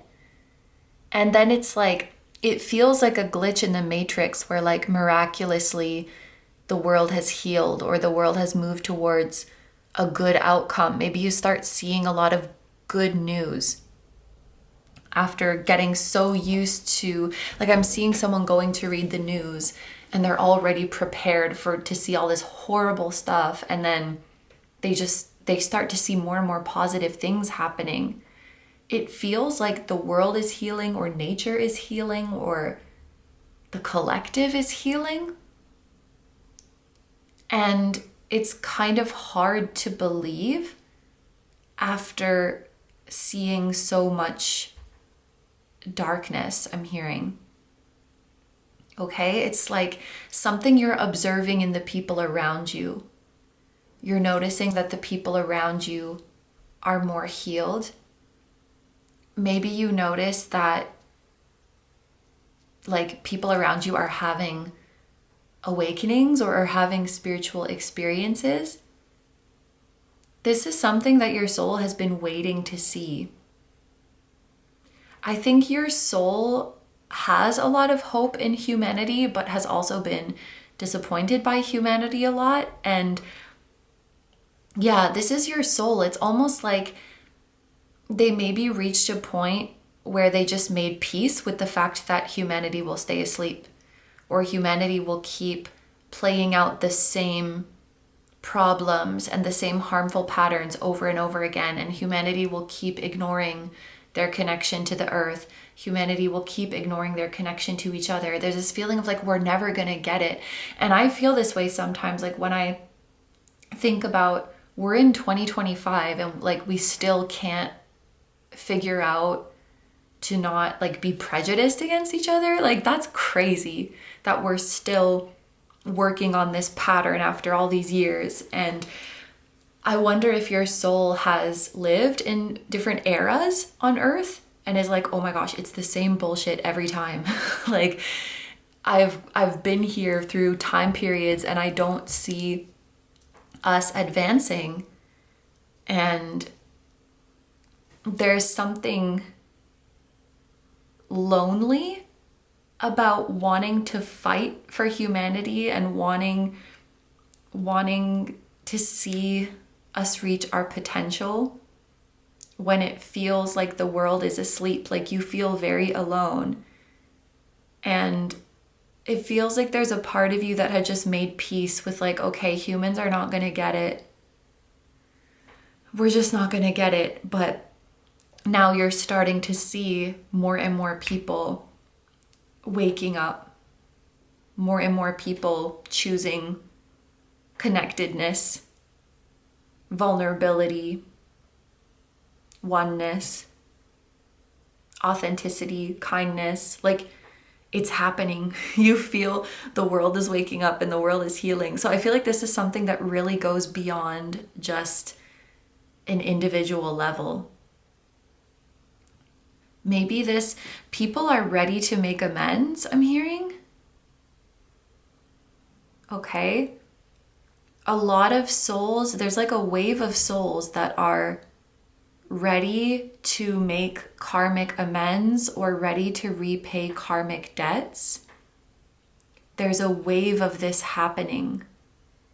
So anyone you feel unfinished business with, that's going to be solved. And there's like a close soulmate from a past life that is appearing. In terms of, what was this? Oh, this was your journey to being vulnerable and softening. I think that many of you have maybe chosen a more solitary path in this lifetime, and that doesn't mean that you're physically alone, but maybe you've chosen less and less to share your inner world and share your inner vision. Ooh, this is actually like, I'm getting goosebumps because I'm really excited about this. And just when I got the goosebumps, I looked up and the camera timer was at 2025, which that's the year that I'm filming this in. So of course this is a timeless reading and you could be watching it later. But I think there's something about this year, like the year you are in right now, the year that you are watching this. There's something in your inner world that you stopped talking about, that you stopped sharing, because you're like, people just don't get it. And I just feel more and more lonely every time I try to share how I'm feeling and it's misunderstood. It just hurts. It makes me feel more isolated, so I'm just not going to talk about it anymore. There's something that you not shut down, but, and I feel like I keep saying this, making peace with it, you know? Like this makes me sad, but I've made peace with it. I've accepted like it's not time to share this aspect of my inner world. And you're seeing a shift in the collective. People are starting to not only understand what you've been holding inside of you, but you're noticing people are starting to express very similar sentiments. People are starting to speak the language you've been speaking in your soul. People are starting to understand. There may be something you believe in really passionately that has been more obscure or more niche. And now it's becoming a popular part of the conversation in the collective. It's becoming talked about in our shared culture. So it's not this, I think fringe is the word. It's not this fringe or niche thing that you feel inside but nobody understands. It's like people are starting to open up to it now. And I just saw 2222. So that's the 6th time I've seen repeating twos in this whole reading today. Yeah, it's like, oh my gosh, people get it now. People are ready now. And this Ace of Wands is what gave me goosebumps, because I feel like your soul is waking up. The ice, I don't want to say the ice around your soul, because that's like your soul was frozen, but there's some ice inside of you that's melting. And you're like, oh my gosh, I'm finally in the era on earth where my truth is understood. And people are aware of it, and people are talking about it. Like, oh my God, it's actually happening. It's freaking happening. You're finally in the right time period on earth. Maybe you came to earth many times. Like, is this the era? Is this the era? Is this the era? Nope, we're still asleep. Nope, I'm still misunderstood. I feel like you've had quite a bit of lifetimes like that. I wonder if you resonate with coming from somewhere other than Earth. But I see you traveling through these different eras on Earth through your incarnations and being like, oh my gosh, this is the part. This is the part where we figure it out. And I imagine from a higher perspective, it's kind of like when you're fast forwarding in a movie, trying to get to that one part, and you're like, oh shit, I think I skipped it. You go back, you're like, why can't I find it? It's that kind of, is it here? Is it here? But when you're the human living through all those lifetimes, that could be quite grueling. You've found that exact moment of awakening that feels so good. This is the part that you wanted to experience. And I feel like you're really excited to open up again. You're really excited to start sharing your inner world again, now that you know it's going to be received and really understood. And I think that's what this intimacy is talking about. It's like building intimacy with the collective. Woof. Okay, so we're going to finish off this reading with a couple of oracle decks.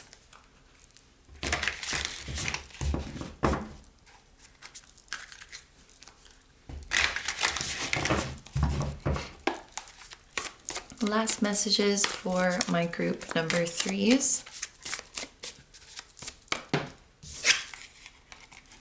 Creative contrition. It's a gift. Do not be apologetic about your creations. Surely you asked for this, so why the meekness?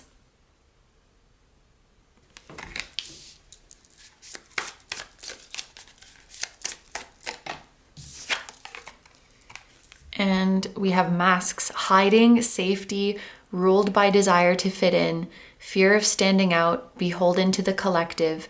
Use your masks, but with discernment.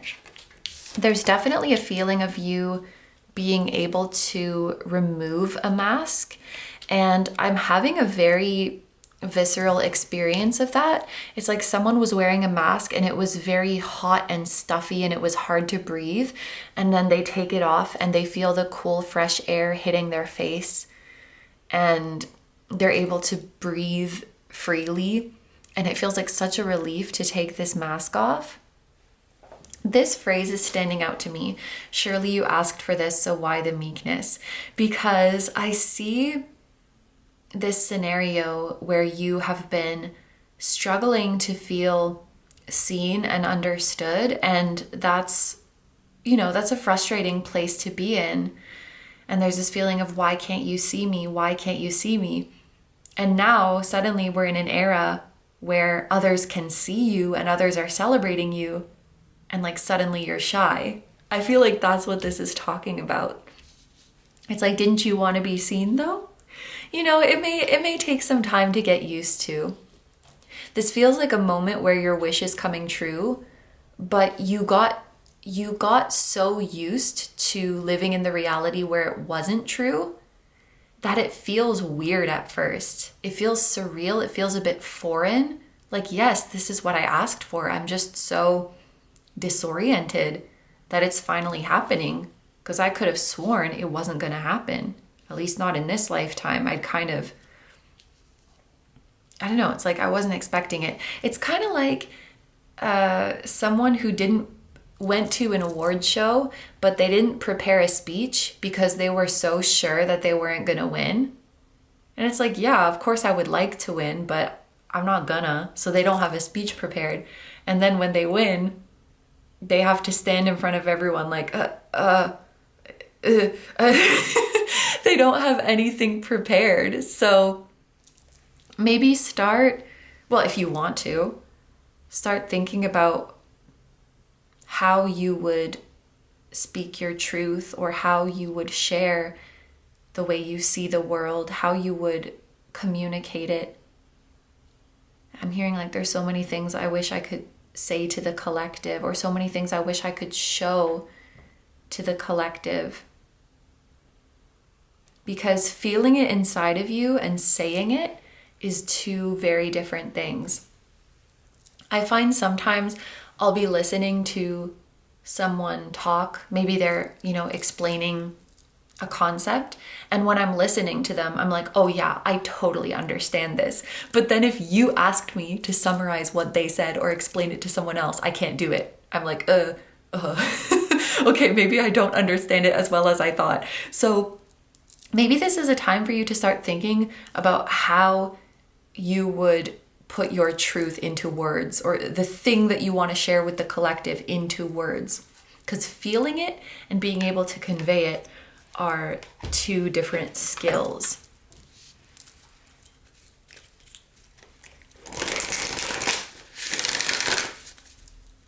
Okay, so finally we're going to take a card from the Starseed deck, which this is a group in particular I feel may resonate with Starseed energy.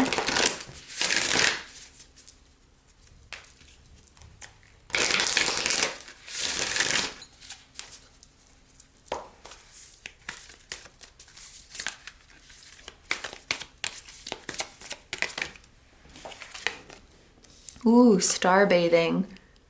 Light body, crystal grid, transmission, activation. Okay, I'm going to read this from the guidebook. I've been reading this deck from the guidebook today. It's such a beautiful card. I just want to hold it up again. It's so pretty.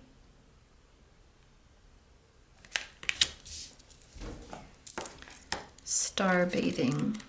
Here it is. It's on page 104 and 105. The stars are constantly showering emanations onto the crystalline grid of the Earth. When things are in balance, the planet also sends information back up to the stars. Many starseeds have come to Earth at this time to help shift the planet vibrationally, to activate the ancient codes of wisdom that humanity has forgotten. And all of that information is stored in the crystalline grid. If you pull this card, you may be being called to begin working with the stars and the crystalline grid of the Earth. Some people believe that the crystalline grid of the Earth anchors divine cosmic frequencies onto the planet. You may be guided to journey to particular places on Earth to unlock these cosmic codes with your presence. You may also be interested in a practice called star bathing. And then you can download a star bathing meditation at this website. This card commonly arises because you're here to connect with the crystalline grid of the Earth, either in your hometown or by traveling to other places without quite knowing why. It can also mean that your light body...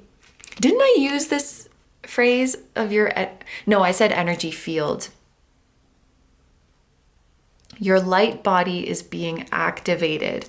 Okay, this someone that you're pulling on each other's energy, it could be like your soul family or your star family, if you resonate more with that term. And you're pulling on each other because it's time for you to activate each other. And I feel like there is a higher being that's kind of overseeing this. Like I said, it's not like you're thinking, oh, let me pull on my soul family's energy now. It's I see this like higher being overseeing things, and they activated you to activate each other. Like they sent the signal to set something into motion. I really hope that that's making sense. Okay, it can also mean that your light body, the energy body in its highest form, is being activated. If this resonates, take things extra slow in order to integrate this change of vibration. And then there's an activation with this card. It asks you to place the card on the portal of your heart, but you can place your hand on your heart and whisper the following. I open myself up to receiving the wisdom of the crystalline grid beneath me. May the stars and the earth inform and heal me. And as they do, may it heal the earth too. This deck has been just giving us the most fitting cards to end the reading. I'm super grateful to it. And I'm glad I chose to use the guidebook today because I feel like that message was so for you. Okay? So I think those are all the messages. Thank you so much for letting me sit with your energy, and thank you for letting me do this reading for you. I hope you have a wonderful day or night whenever you're watching, and I wish you all the best. Please take good care of yourself, stay healthy. Don't forget to like, comment, and subscribe if you feel like doing that. If you enjoy my content and you'd like to find me elsewhere, I'm going to have linked down below my tarot reading Instagram, my personal Instagram, my Patreon, where we now have over 110 exclusive readings. I just saw 3333, by the way. And 2 new readings every month, which you can choose the topic for. So I'll have that link down below. And my music channel, which includes the intro song of this video. That is an original song. And I'll also have my latest release link down below. Thank you guys so much for supporting me, my channel, and anything I do. I really appreciate having you here. And I'm sending so much love to you, your higher self, your soul family or your star family, and your spirit guides, your spiritual team, and all of your loved ones, both here on earth and in the other realms. And I will see you guys in the next one. Bye-bye. Hi, number 4s. So if you guys chose the cookie with this image printed on it, this is going to be your reading. By the way, these flowers are camellias, in case that is significant to someone, but let's get into it. So we are going to start off with a card from the Secret Language of Animals Oracle and see which animal has a message for you. And we have the dolphin, and we have number 4 here, and you guys are group number 4, so that could be a significant number for you. We've also been seeing, oh my gosh, yeah, okay, so we've been seeing 222 and 2222 so much throughout this reading, like throughout all of the groups.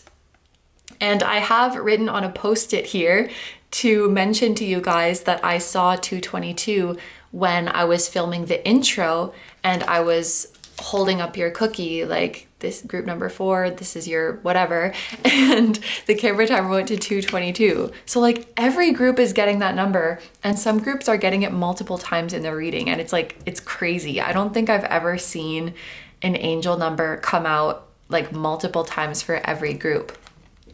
Anyway, back to the dolphin.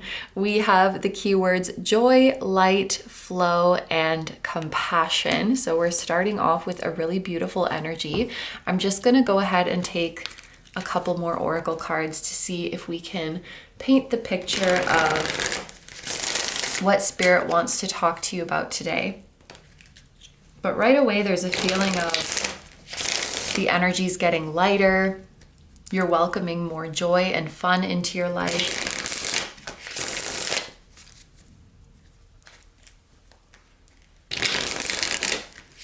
I'm also hearing your ancestors are proud of you for this very energy. They're not proud of you. I mean, no, I shouldn't say that. They are proud of you for what you've accomplished, but that is not the requirement for them to be proud of you. They're proud of you for choosing your joy and embracing your joy. It's like, that's what it's all about at the end of the day.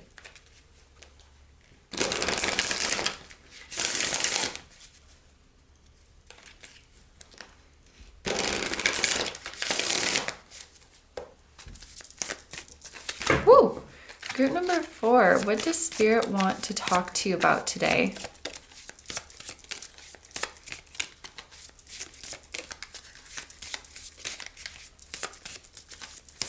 I feel like a lot of your ability to embrace joy comes from healing perfectionism.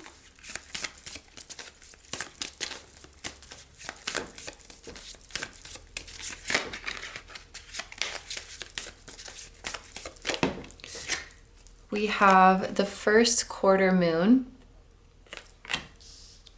For some reason, that's making me think of a stagnant situation.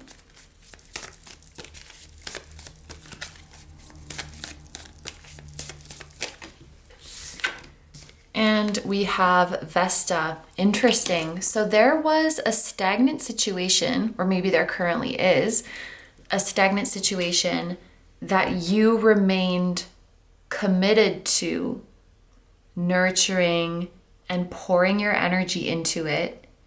And there is a feeling that you've either recently walked away from this stagnant situation, or you may feel called to do that because there's this feeling of realizing that you weren't dedicated to it for the right reasons. And there's a feeling of sticking around somewhere to prove that you can, to prove that you can do it. It's almost like the energy of someone who is trying to reach a goal, and they're trying over and over and over, and it's not making progress. And at a certain point, it's like they don't even really care about the goal itself anymore. They care about proving that they could do it. Either proving to themselves or proving to others. Like, see, I was able to accomplish it. See, I was smart enough. I was capable enough. I was perseverant enough. It's this feeling of proving rather than actually being in love with that goal and in love with that pursuit. Maybe for some of you, you fell out of love with this goal as you moved along your journey. For others of you, you may feel like you never really cared about it in the first place, and like maybe you were in it for the wrong reasons from the start.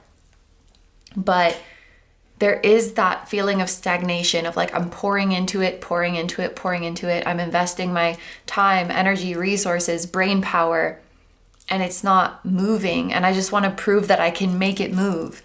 And that's not a good reason to be sticking around.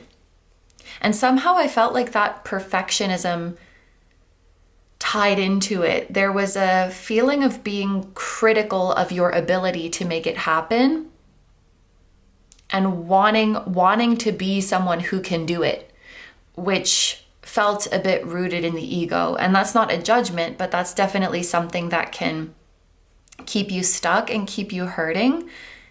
And I feel like this lighthearted, carefree dolphin energy comes from this place of maybe I can't do it and maybe that's okay. Or maybe I don't want to do it. Maybe my priorities changed and that's okay. You're giving yourself permission to stop investing in something that wasn't moving forward or that wasn't doing anything for you because you no longer rely on that outcome to prove yourself or to prove your worth. It's like, let it be known that I did not succeed in this and I don't care because there's no joy in it anymore. And actually, okay, that's why I thought it was kind of weird to hear the message from your ancestors of like, we're not proud of you for your accomplishments. We're proud of you for choosing your joy.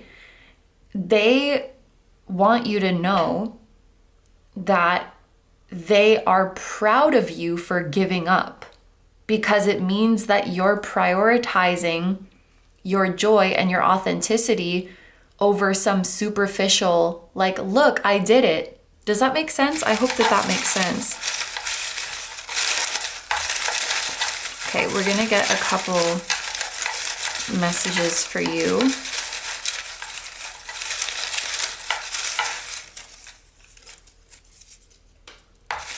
some of you were dealing with a situation where there could be some kind of societal stigma about walking away, or could have been familial pressure or peer pressure or just self-pressure that kept you staying where you were.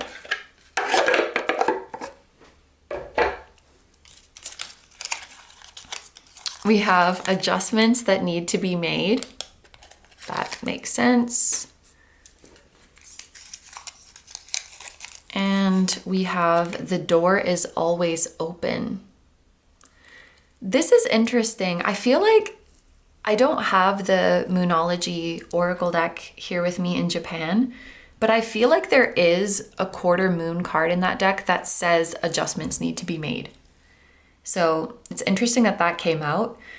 And I remember that card would always make me think of a 3-month period. I think because like quarter, I was thinking of like a quarter of a year.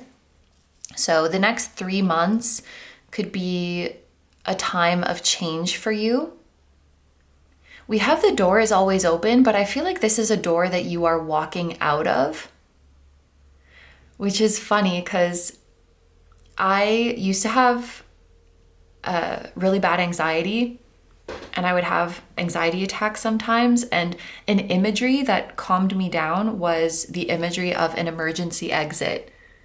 And like you can always leave if it gets too much, if the pressure is too high, you can always run out.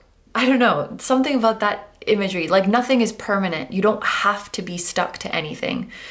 So I don't know if that imagery resonates with you, but there's a feeling of the door is always open, and I think that means you can always change your mind and you can always change your course. Always. That's your right as a soul here. You can always change.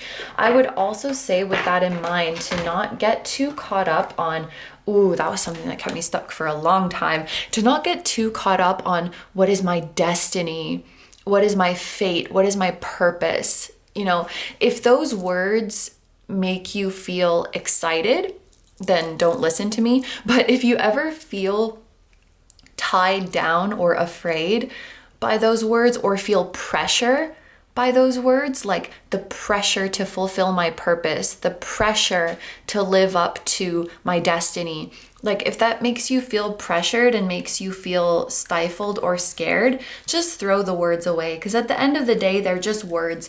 And at the end of the day, your free will is supreme in your life. You know, if destiny just means something you decided to do before coming to this lifetime, at least that's how I see it. You might disagree with me, but I really don't think that you could have something that you're destined to do, 11/11 as I'm saying this, and then after your life, you convene with your spiritual team and they're like, you didn't do the thing that we prescribed for you to do, you failed this lifetime. Like, it just, I don't know. That concept doesn't seem right to me. And yet, I'll be down here as a human pressuring myself to find my purpose and find my destiny.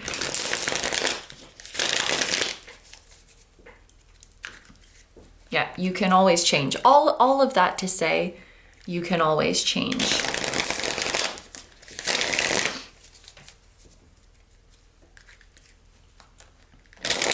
I have the sensation of someone who's been out in a cold winter. So like their ears are cold, their nose is red and sniffly. Maybe they were just out doing something. They were out doing errands in the winter.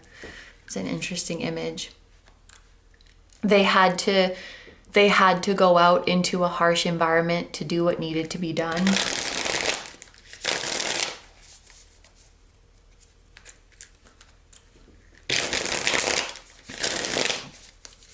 Okay, let's see what the tarot has to say. We're gonna ask Spirit, what messages you need right now.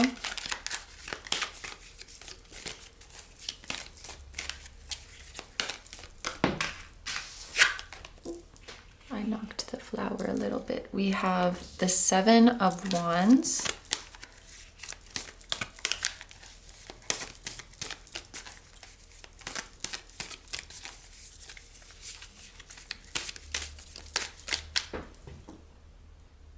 Is that 7? Why is my brain... It looks like 12. Oh, okay. Because there's 6 crossing and then there's 1 at the bottom. Because I was just looking at this and there's like 12 points on it. It kind of looks like a clock or a zodiac wheel with the 12 segments on it.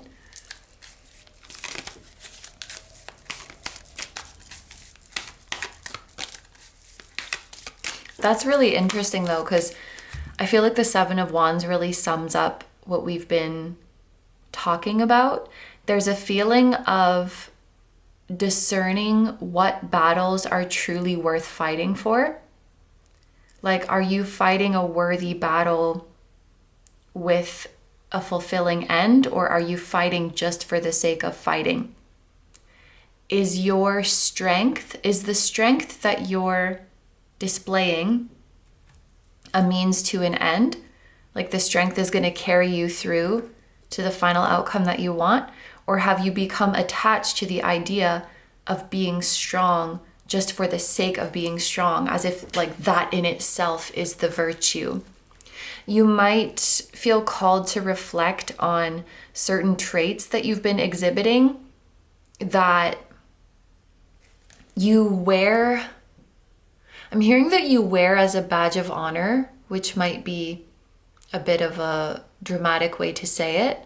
But I'm thinking of people who would wear like being really tired as a badge of honor, or being really busy, or, you know, being able to put up with difficulties. And it's like, yeah, but for what? You know, if you're doing it for a cause that brings you joy, then that's one thing.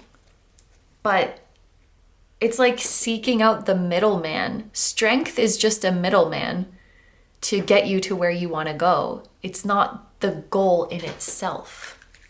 And you can easily get stuck in a trap where you dismiss shitty situations and shitty treatment or shitty things that are happening to you by being like, well, it's making me stronger, you know?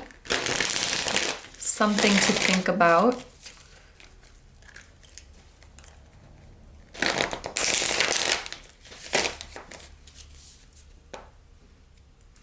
Actually, how do you feel when you look at this dolphin? And how do you feel when you think about embracing the energy of the dolphin? Embracing joy, light, flow. Do you welcome it? Does it feel uncomfortable? Do you look up to the dolphin energy? Do you look down on the dolphin energy?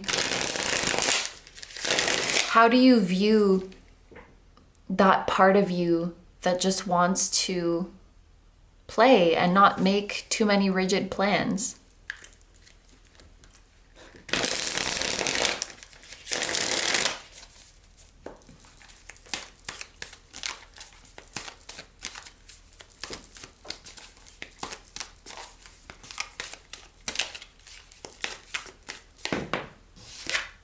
We have the Five of Swords. So this definitely gives a feeling of something that is out of alignment. And that makes sense with this card, adjustments that need to be made. We need to make these adjustments to bring more light into your life, to bring a lighter energy into your life. I think it's interesting that both of these cards have a dark color scheme, like a dark background. Your soul is craving light. And I think this means light as in sunny skies, you know, a happy energy, but also is desiring for your load to be lighter, for your burden to be lighter. You may be carrying burdens that belong to other people, something that's coming through is that you might absorb the emotions of people who do not process theirs. Like there could be people around you who are unable or unwilling to process their own emotions, and then you end up absorbing them, or they end up projecting them onto you because they can't deal with it themselves. You maybe need to stop doing that. You may need to have conversations with people in your life that you are not going to be available in a certain way anymore, or you're not going to be able to do something for them anymore.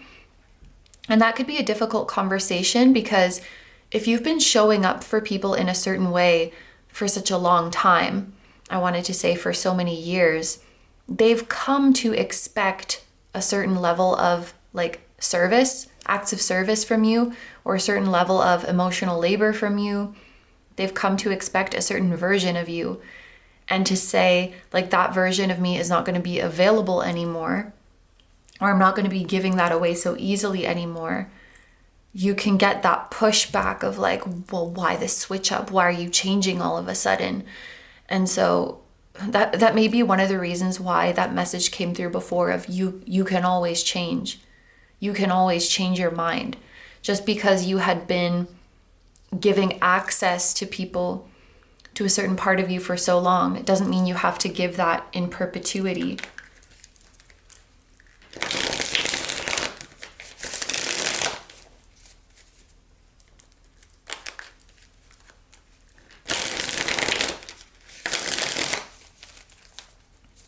Yeah, the big theme of this reading is definitely lighten your load.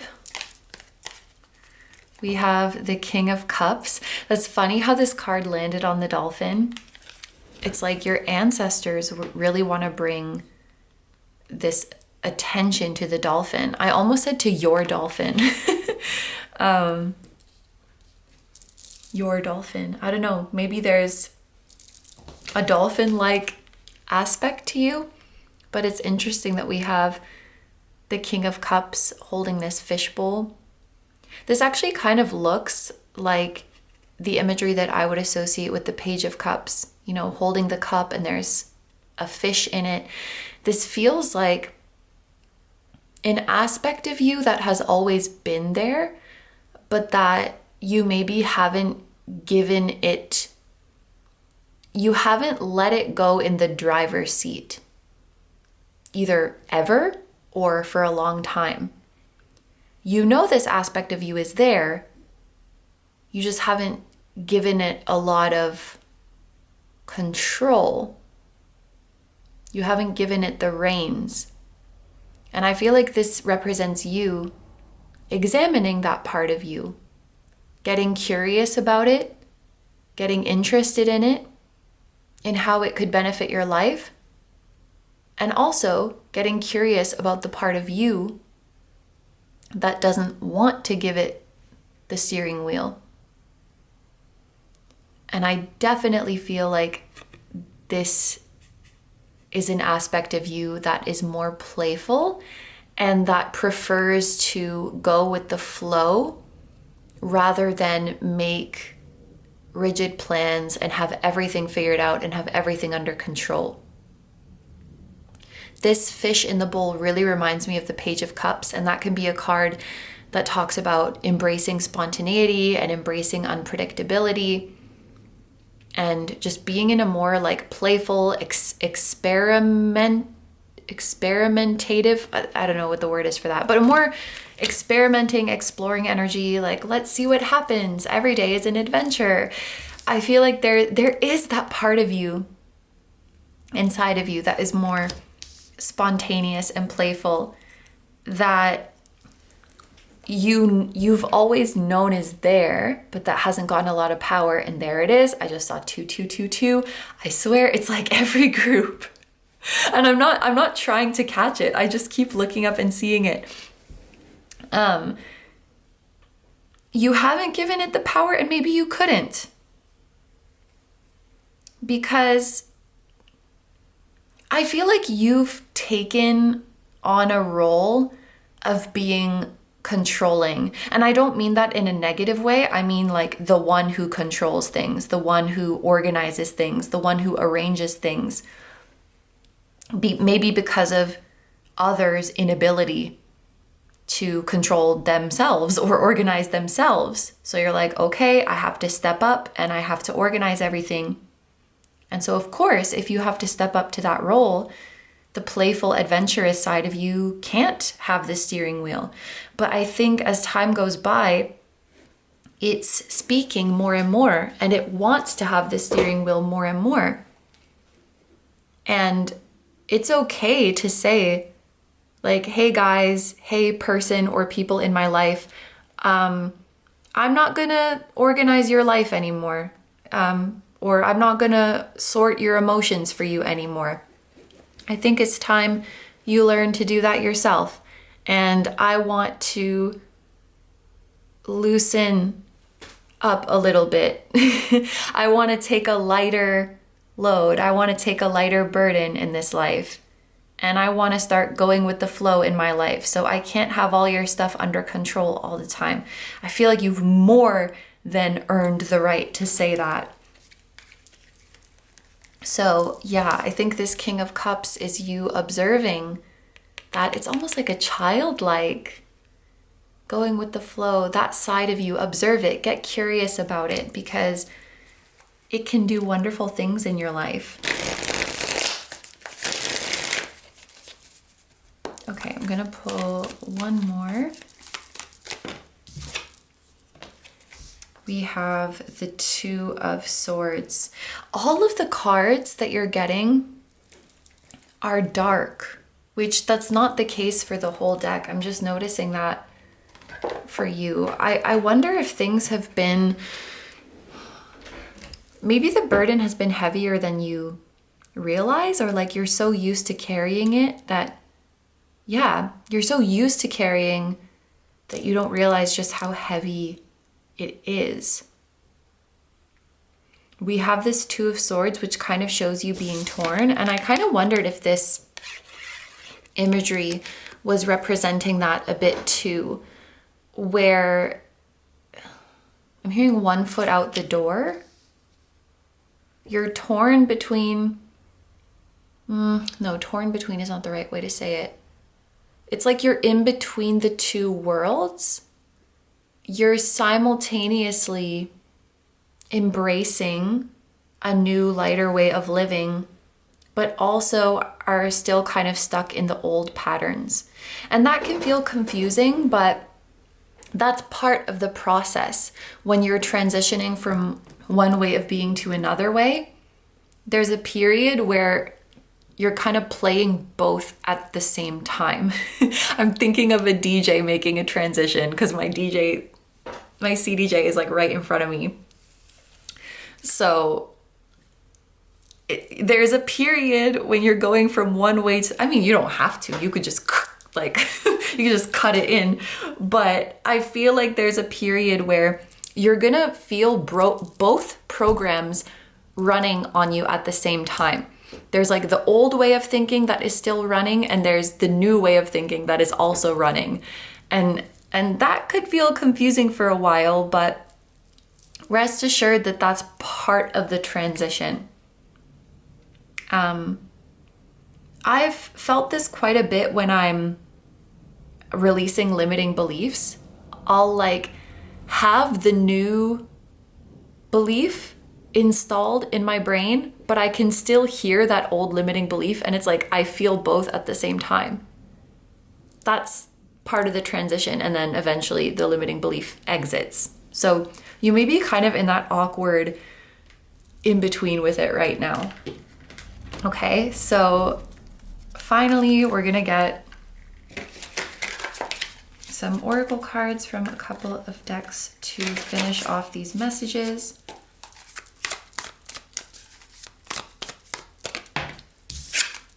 We have relics. Wow. Okay, this is like too literal with everything we've been talking about. It was a strong idea once, perhaps, but sometimes you outgrow ideas. Evolution is more powerful than achieving outdated goals. I'm going to say that again. Evolution is more powerful than achieving outdated goals. That is straight from your ancestors, because they're very present in this reading. Okay, we have 2 coming out at the same time, so I'll take both of those. We have malnourishment, which the first thing I think of when I see this is maybe your soul wanting to be nourished, and the way you do that is through doing what you love. That is how you nourish your soul. What if your purpose was just to do what you love? Don't eat junk food, then complain about feeling ill. What you put in will show. So feed your creations well. It's like you're doing something, eating junk food, you're doing something that you know is not going to nourish you, and then complaining that you don't have nourishment.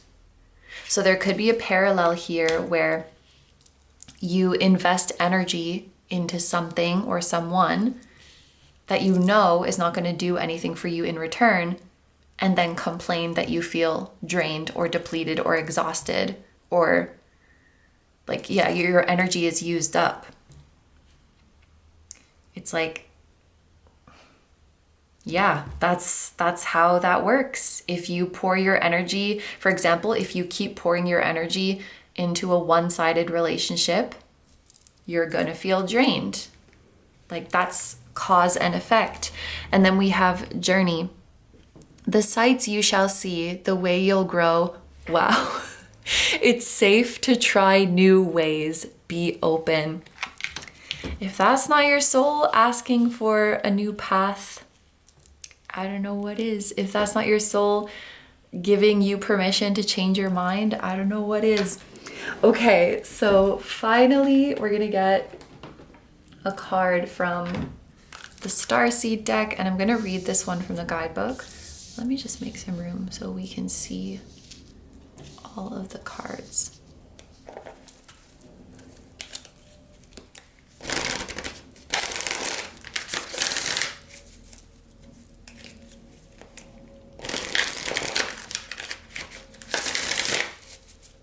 Okay, last message from Spirit. What do my group number 4s need to know? Karmic relationships. Orion energy, polarity, soul growth, conflict. So let's get the guidebook for this one.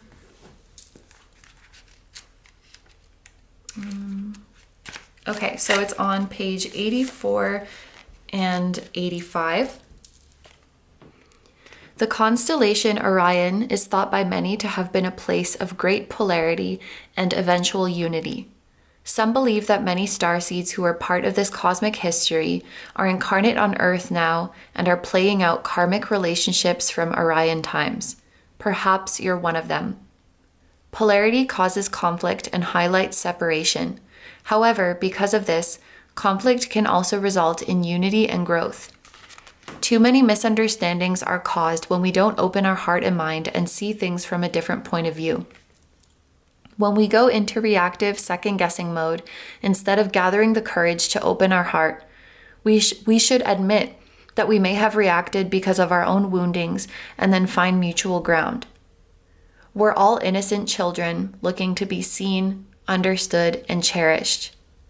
It's much harder to grow closer through conflict than it is to grow further apart. And yet that's the invitation of conflict.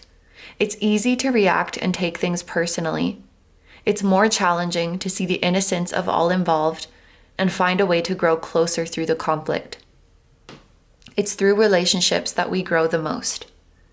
How can you soften your heart and drop your defenses enough to see things from a different point of view? How can you see the innocence of all involved? How can you learn to see the similarities rather than the differences? I really feel like adding here when we're talking about we're all innocent children looking to be seen, and this invitation to see the innocence of all involved, that includes you. And when there's a conflict between you and someone else, it doesn't mean that someone is right and someone is wrong. And also, you can say, how do I say that? You can say, for example, this person's energy is not for me, and that doesn't mean that they're wrong or bad. It's just an observation. There's something about observing what you resonate with and observing what you don't resonate with, acknowledging that and honoring that, and recognizing that you can do that without judgment for anybody involved. You know, if something is not working for you, you also don't need to judge yourself.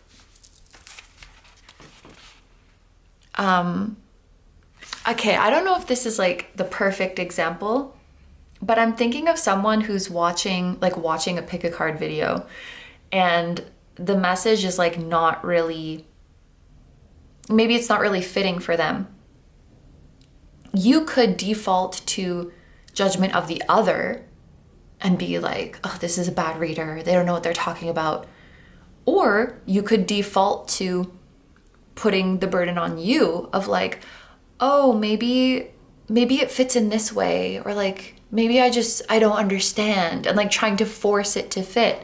But you don't have to do either of those. You can just observe that the message is not fitting right now and honor that by moving on to something else. Okay, so your Starseed Soul Inquiry says, which relationships do you find the most challenging? How can you see things from a different perspective? How are you being called to allow growth through the conflict? Okay, group number 4s. These are all the messages that I'm seeing for you. Thank you so much for allowing me to sit with your energy, and thank you for letting me do this reading for you. I hope you have a wonderful day or night whenever you're watching, and I wish you all the best. Please take good care of yourself, stay healthy. Don't forget to like, comment, and subscribe if you feel like doing that.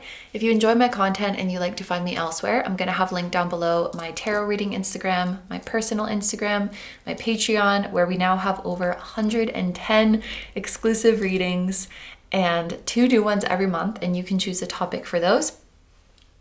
And my music channel, which includes the intro song of this video. That is an original song. I will also have my latest release linked down below.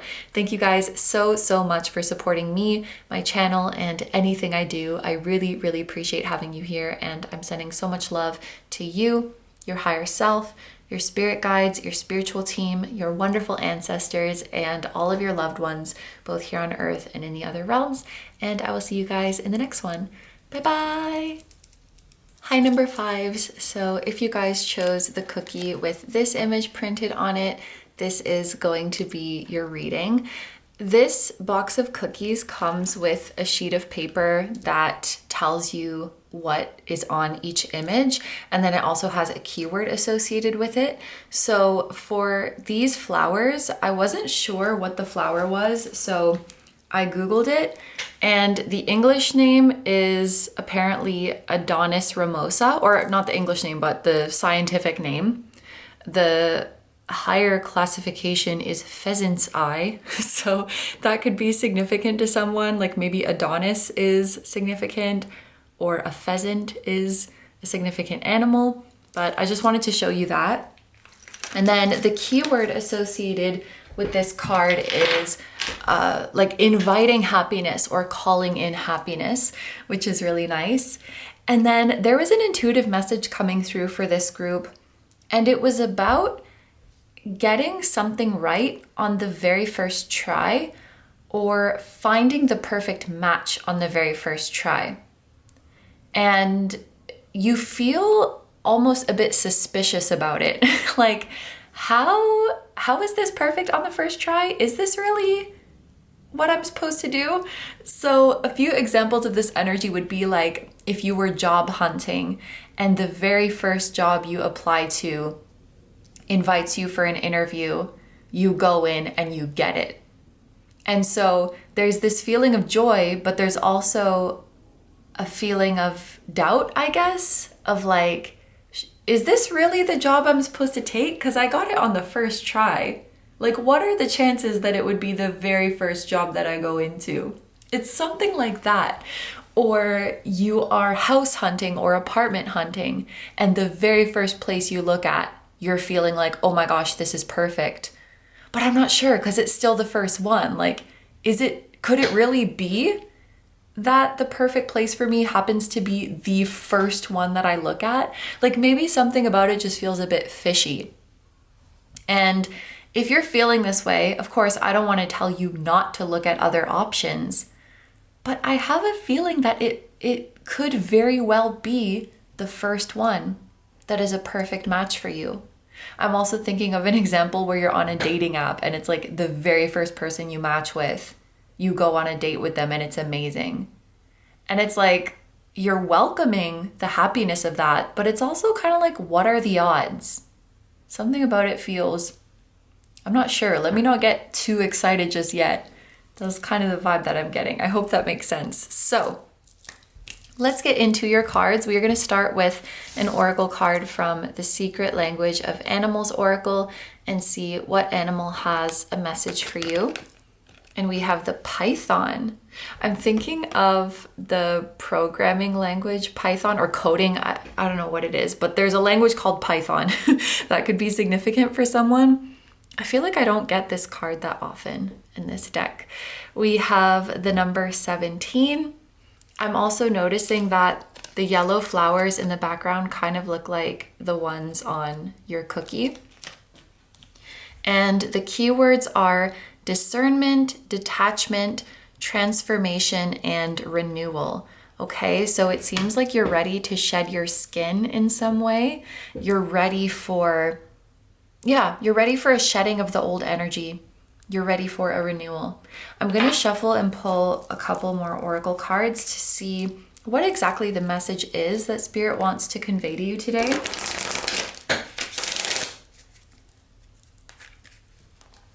Just thinking about this paired with that first intuitive message that came through, it's as if you're saying, I'm ready for a fresh start in my life. And the universe is like, okay, here you go.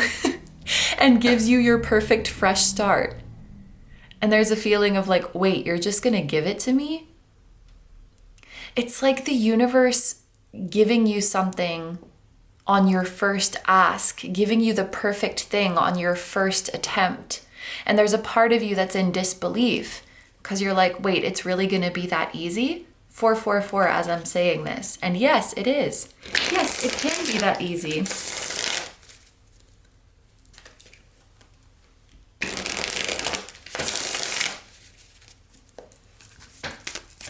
Also, the number 17 on the Python card, that correlates to the Star card, which I often get a feeling from that card of things really exceeding your expectations. Like your wish came true and it's even better than you could have imagined.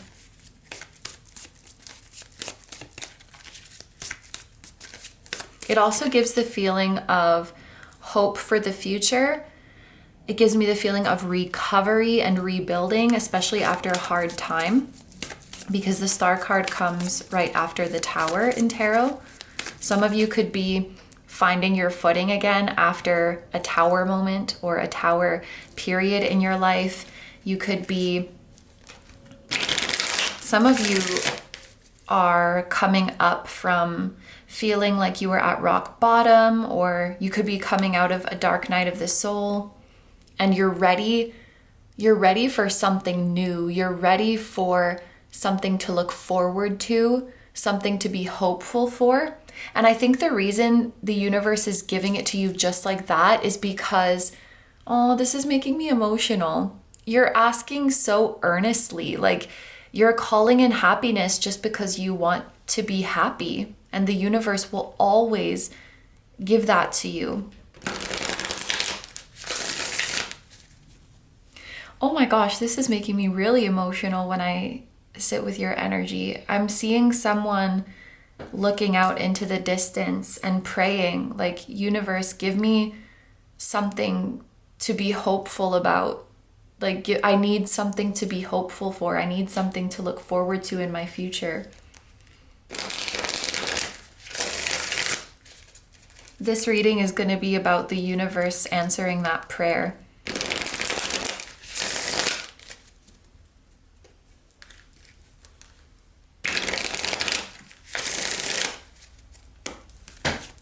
Aw, I hope this isn't like a weird thing to say, but I wish I could give you a hug, group number 5.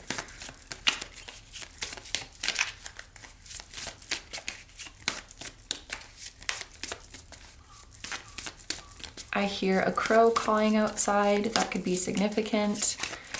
As the crow is cawing, the camera timer was at like 7:23 and then going up like 24:25. Those could be dates in the end of July. Maybe the last week of July is going to be a significant time, or it was a significant time if you're watching this after July. Leo season in general, or Leos could be significant. Aquarius as well, because that number 17 pertaining to the star card, that's Aquarius energy. Also, Leo and Aquarius are sister signs, so the sign that is your sister sign could be significant. So like, for example, I'm an Aries, my sister sign is Libra, the one opposite me.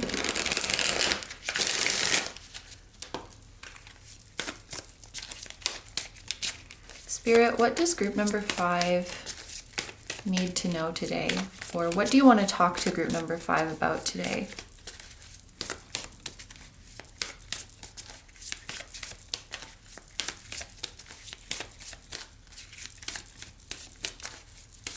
I'm hearing you are dear, which I think means you are precious.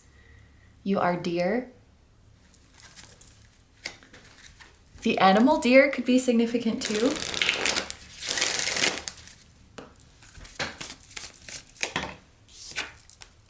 We have Eris. I don't know what that is. I'm gonna have to I'm gonna have to go get the guidebook for that one. I'm assuming it's an asteroid. And we have Jupiter. Oh, I know Jupiter. Okay, let me get the guidebook for this Oracle deck. She is right here. And okay, here are the asteroids and wait, is it here? Yes, okay. It's on page 91. Okay, so it's referred to as the destroyer. The symbols are the number 3, daggers, adder. I don't know what that is. Let me look that up. When I look up adder, it's just Adderall, but that's not. Whoa! Okay, it's a type of snake, which you have here. So one of the symbols for Eris is a snake. It's called the common European viper. It has very pretty markings, like black and white. So that's one of the symbols. And then, okay, the number 3, daggers, adder, torches, and golden apples. The keywords are anger, strife, bitterness, karma, vengeance, and reflection. I'm just going to read this in the reading section because it's a pretty long passage. Feeling jealous and angry, these are both healthy emotions, but don't let them consume you entirely or you may not be invited to the party. It might feel satisfying to lash out in the moment, but if you channel that anger into something more productive, you will yield much better results. Eris can also point to transgenerational trauma and its effect on our daily lives. We carry the stresses of our ancestors inside of us, and this shapes our responses to certain triggers on a cellular level. These traumas can be on an immediate family level, but also a societal level. Remember that the things you are feeling are valid. Okay. When I read that passage, I really feel like we are no longer going to judge ourselves for negative emotions that we have and recognize, and maybe this sounds like such common sense when I say it, but every emotion you experience, every other human has experienced that emotion. Therefore, no emotion that you feel could make you a bad person or make you a worse person than someone else. The fact that, like, when I say I'm jealous, you know what I'm talking about because you've felt jealous before. If you'd never felt it before, you would have like no idea what I'm saying. We wouldn't be able to communicate about our emotions to each other. No emotion you experience is unique. And I know that's so like common sense, but it's something to think about when you're feeling bad or feeling like a bad person or something for having an emotion. It's not about what you feel, it's about what you do with it. And jealousy is actually an excellent example of that, because you can envy someone or like envy something that someone has, but you don't have to let that consume you, or you could use that as inspiration, or you could try to get closer to that person to see like their more human side and see what you have in common, and overcome those fears of jealousy. Like, you can use that emotion as an invitation to learn and explore yourself and to grow. Or you could let it consume you and use it as an excuse to be mean to someone, and use it as an excuse to tear someone down, which I'm not saying you're doing that, but this is to illustrate the point that the emotion itself is not bad. It's normal and it's valid, and you can see it as an invitation to understand the human experience better, because everyone has these emotions and there's no need to judge yourself or demonize those emotions. And I think that's going to be something that is very liberating for you. And also understanding that some of your emotional experiences are internalized from society or from previous generations, and they're not uniquely coming from you. Okay, so this really feels like no more shame surrounding our emotions, and this allows for a lot of growth and expansion, and allows you to be in a more optimistic energy about yourself. Like, view yourself in a more optimistic way. I'm just a human having a human experience and having human emotions, and my emotions are not better or worse than anybody else's. They are all valid. So I'm gonna get a couple of papers for you. Okay, I feel called to take those ones.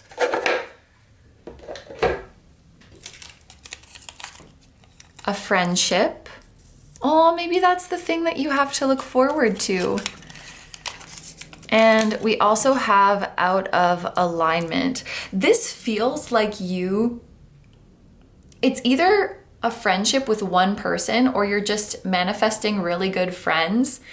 And this is going to provide context. That's not the right word. This is going to provide contrast for current or past relationships that were not loving and supportive towards you.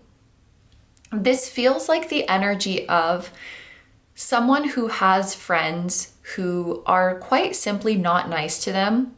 And then one day they make a new friend who actually treats them with kindness and like actually lifts them up and wants them to be happy. And they're like, wait a minute, is this what friendship is supposed to be like? And the friend is like, yes. What do you mean? Do your other friends not do XYZ for you? Or like, did your previous friends not treat you this way?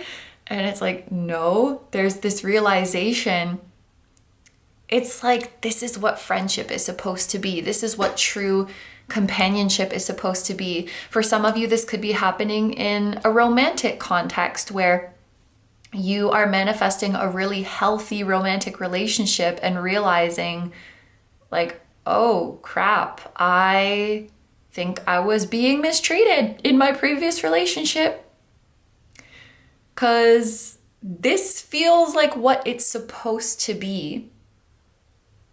And I also think with this, there's a realization that you weren't asking for too much. People who have nothing of value to give you will make you feel like you're asking for too much so that they can cope with their own feelings of inadequacy. Yep, this is what you have to look forward to. True friendship from the heart. Oh, I'm so excited.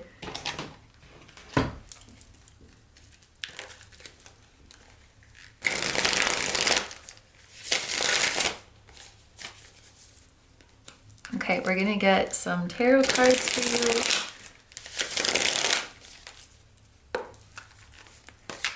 Speaking of, there was that message about jealousy, anger, stuff like that. Maybe those emotions existed within a friendship. Maybe you were friends with someone or were close to someone who let those emotions consume them. Maybe someone was envious of you, and instead of taking that as an opportunity to explore themselves, they used it as a reason to try to knock you down, to bring you down to the level they think they're doomed to stay at, I'm hearing.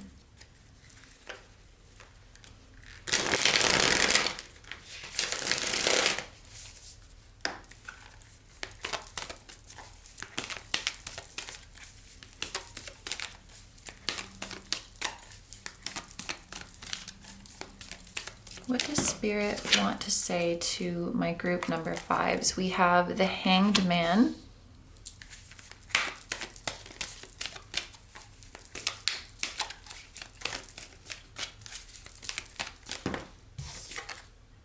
The Eight of Cups. Okay, these are both Piscean energy. The Eight of Cups talks about walking, yeah, that makes sense. Walking away from something because you realize that there's nothing here for you, that this is not fulfilling you emotionally, and that not only are you craving something more meaningful, but that's what you deserve.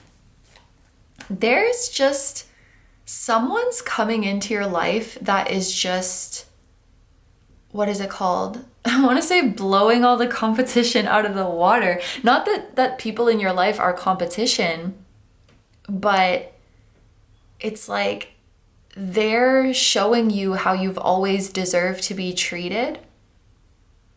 And it really highlights those relationships in your life that are not up to par or that are not honoring you. This could even be a situation because the Eight of Cups often can talk about something, longing for something with a deeper meaning, something that goes beyond the surface level. So you could be entering into a relationship with someone, platonic or romantic, where you're experiencing a very deep level of intimacy, where you're able to be vulnerable. Maybe you're able to talk about spiritual topics and have those kind of deep discussions like that. And then as a result, that highlights other relationships in your life that may be more surface level. It's a feeling of, this is such a high level relationship, and once I've experienced it, I can't go back. I can't go back to this surface level stuff, or I can't go back to these kind of half-hearted connections because I've seen the joy and intimacy that I'm capable of experiencing with someone. And I think in a way, this skin you're shedding is like, you're shedding anything in your life that is superficial, surface level, anything that is wishy-washy or half-hearted. I could say you're getting into a more intense energy, but in a good way. A more all or nothing kind of energy. You're not accepting half-hearted energy, and you're not showing up with half-hearted energy.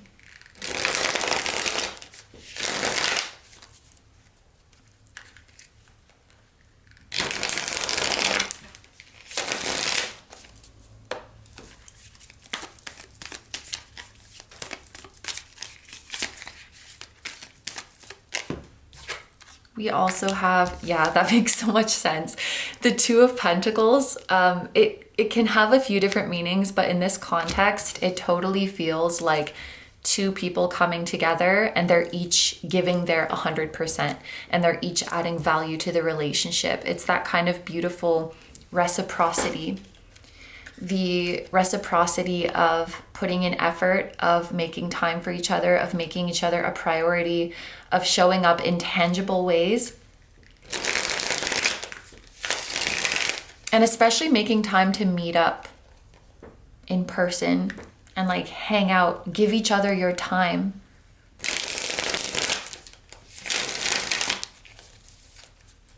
Not being an afterthought.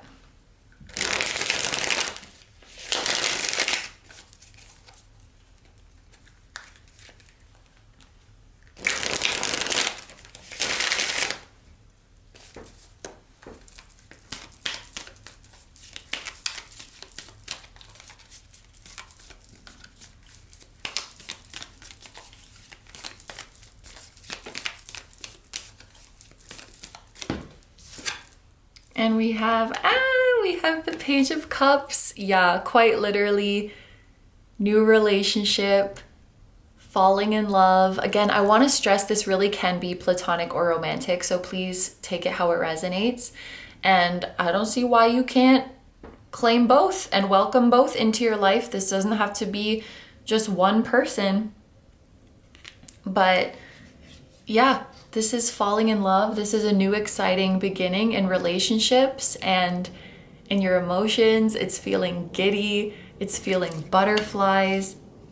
It's feeling like a new era has started in your life. And this is such a beautiful answer to your prayer too, because the Page of Cups has such an innocence and excitement about it. It kind of feels like a childlike wonder of, I can't wait to see where this new journey takes me. And I feel that many of my group number 5s haven't felt this way in a long time. And this feels like an answer to that prayer of, give me something to be hopeful about. Give me something to be excited about. Give me something to look forward to. You're on a new path here, and I just see you so excited for where it's gonna lead, and so trusting.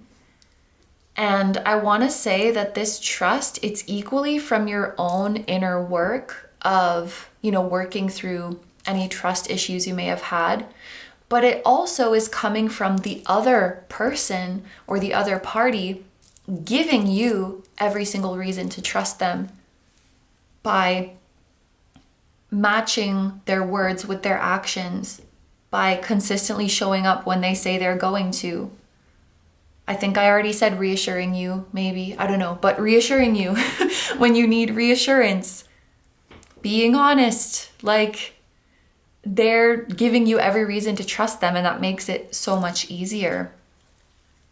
At the bottom of the deck, we have the 8 of Wands. You are manifesting this, and this reminds me of that energy I was picking up on at the beginning of the reading, where like we're very happy for this blessing coming in, but also there's a bit of like a suspicion. Surely it couldn't be happening this fast. Surely it couldn't be happening this soon. Like I was just lying in bed last night saying, please universe, please bring me my soul family, or like, please universe, please bring me my person.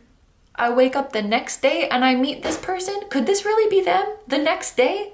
Like, I don't know how to describe it. It's like this uncertainty or suspicion because of how fast the universe responded to you.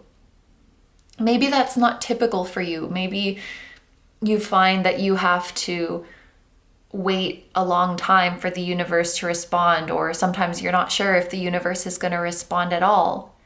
And if you are used to that, this might feel like a trick, you know? It's like if you jokingly said to someone, "Can I have $1 million?" And they were like, "Okay." You're not gonna really believe them, right? You're gonna think it's a prank or something, or they're going along with the bit. Not that your prayer to the universe was a joke, but it's just really that quickly, that easily? This feels like cheating. But get used to this kind of manifestation. Get used to it. Okay. Yeah, Pisces energy was coming through. I mentioned that. Sag, Capricorn. Okay, so there's a couple more oracle decks we're going to use to finish off this reading.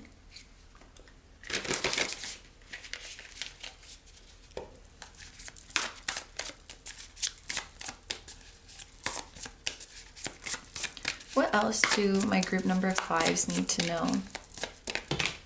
Okay, we have 2 coming out at the same time. I wanted to pull 2 of these, but I think I'm gonna keep those together. So are these all? Ooh, they're all like bluish, interesting. And all of your tarot cards are blue as well. Okay, so we have fire and ghosts.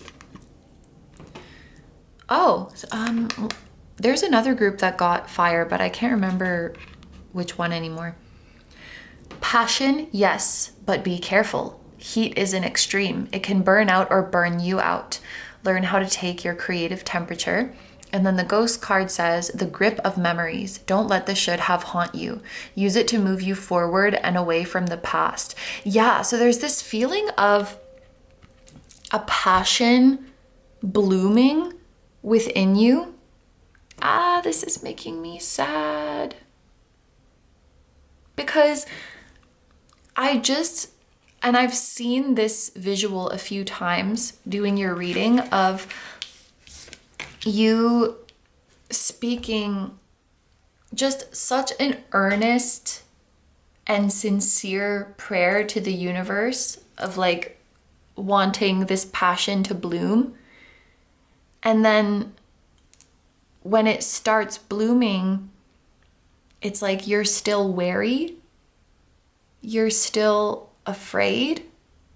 You know, I'm seeing like a flower blooming in the palm of your hands, and it represents like this new love that's blooming in your life. And you're worried, like, is this really it? Or is this a trick? Is this an illusion? Or what if this blooming flower doesn't make it? I have to handle it with care. Even when the universe is answering your prayer, there's this feeling of still being wary or cautious. And I felt that. I just want you to be happy, group number 5. And I think the reason for this is stemming from the past. Maybe there was a past where you almost got what you wanted and then it didn't work. Or you did get what you wanted and then it was taken away. Or you just never got what you wanted. And so I guess it makes sense that you would be a little bit wary. But honestly, I feel like this situation is going to progress so quickly that there won't be a lot of time to stay in this wary energy. Because, like I said, this person or these people are giving you every reason to believe in the connection, to believe in them and trust them. So although you may be wary in the start, I feel like that simply cannot last for long. You know, going back to that example of saying, "Can I have $1 million?" and someone responds, "Okay." Like, you might be doubting of that, but once they give it to you, surely that will ease some doubts. Well, actually, I don't know. I might still be suspicious of them. Maybe that's a bad example. But anyway, forget about that. What I mean is that if you have any doubts about, is this the real thing? Is this really my wish coming true? What if it doesn't work out? I feel like you won't even have a lot of time to hold on to those doubts because things are manifesting so quickly that your doubts will soon be disproven. And we also have copycat. Understand that they exist, do not be one. To be inspired means simply to be propelled into action. It's not the same thing. Did you have someone in your life who was like jealous of you? Because this is the feeling of someone who doesn't recognize their own beauty, like inner or outer, or both. Someone who doesn't recognize their own beauty and so thinks that they have to copy someone else's beauty because they can't find their own. And then when they see beauty in the world or in others, rather than being inspired to let their own beauty shine, they feel like, well, why do you have that and I don't? Well, because you have your own beauty.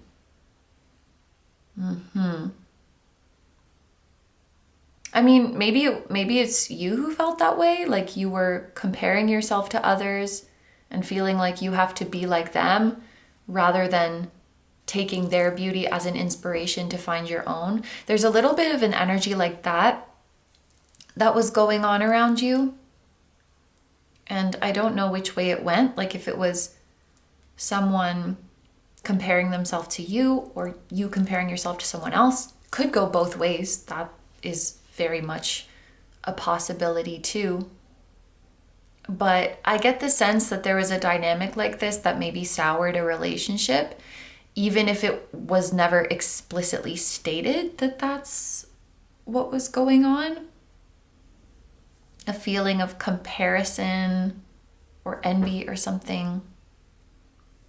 And maybe that makes you wary of new relationships, new friendships, new connections.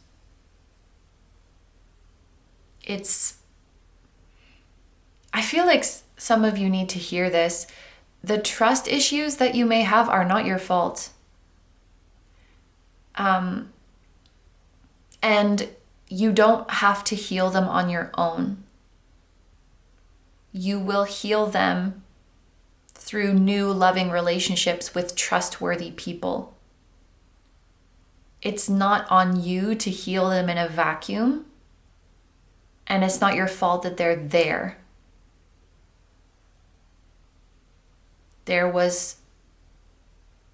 You were betrayed. Like it could literally be that someone, a friend or an ex or something, like did something to you behind your back and betrayed you, or they betrayed your trust because you were very loyal to them and like supported everything they do because you thought that they would do the same for you and they didn't. So I can definitely see why you would be wary and why you might worry that that same pattern is going to repeat. I just think that you won't have much time to be in that wary energy because this new friendship or these new people are coming in strong. They're gonna love you so fiercely and so hard that you won't be able to doubt it. And I'm not talking about love bombing, obviously. Okay, let's get into the last card of your reading. We're going to take a card from the Starseed Oracle, and I'm going to read this one from the guidebook.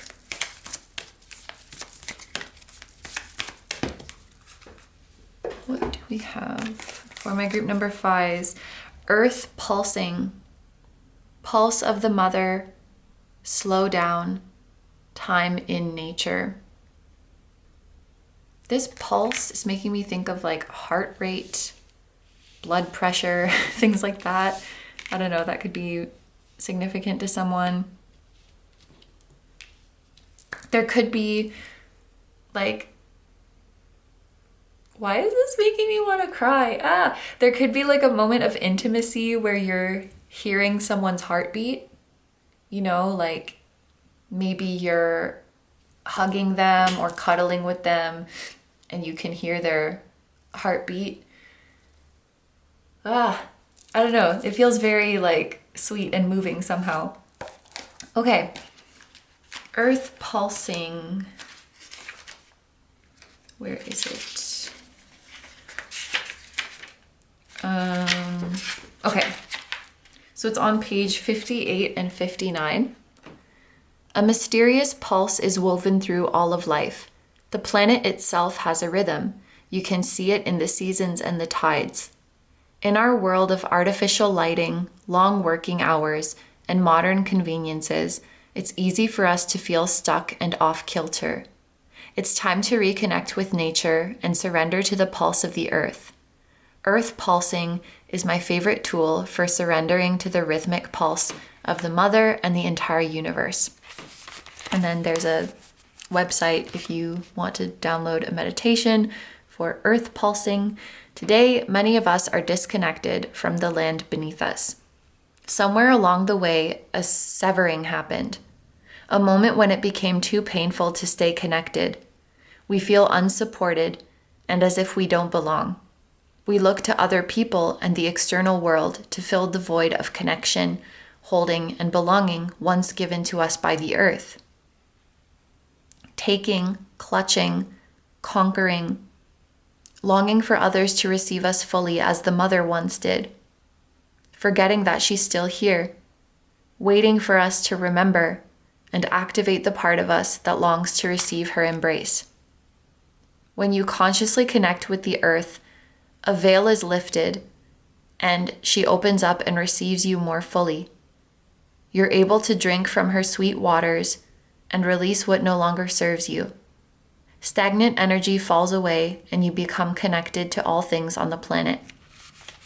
So for this activation, it says to place the card on the portal of your heart, but you could just place your hand and whisper the following. I surrender to the pulse of the mother. May my heart beat in unison with her. That's beautiful. Group number 5, those are all the messages that I'm seeing for you. So I'm going to end the reading here. Thank you so much for allowing me to sit with your energy and for letting me do this reading for you. I hope you have a wonderful day or night whenever you're watching, and I wish you all the best. Please take good care of yourself, stay healthy. Don't forget to like, comment, and subscribe if you feel like doing that. If you enjoy my content and you'd like to find me elsewhere, I'm going to have a link down below, my tarot reading Instagram, my personal Instagram, my Patreon, where we now have over 110 exclusive and timeless readings, just like the ones here on this channel, plus 2 new ones every month, and you get to choose the topics for those. So that will be linked down below. And my music channel, which includes the intro song of this video, that is an original song. I will also have my latest release linked down below. Thank you guys so much for supporting me, my channel, and anything I do. I really appreciate having you here, and I'm sending so much love to you, your higher self, your spirit guides, your spiritual team, and all of your loved ones, and all of the new loved ones entering your life, and your loved ones in the other realms, and I'll see you guys in the next one. Bye bye.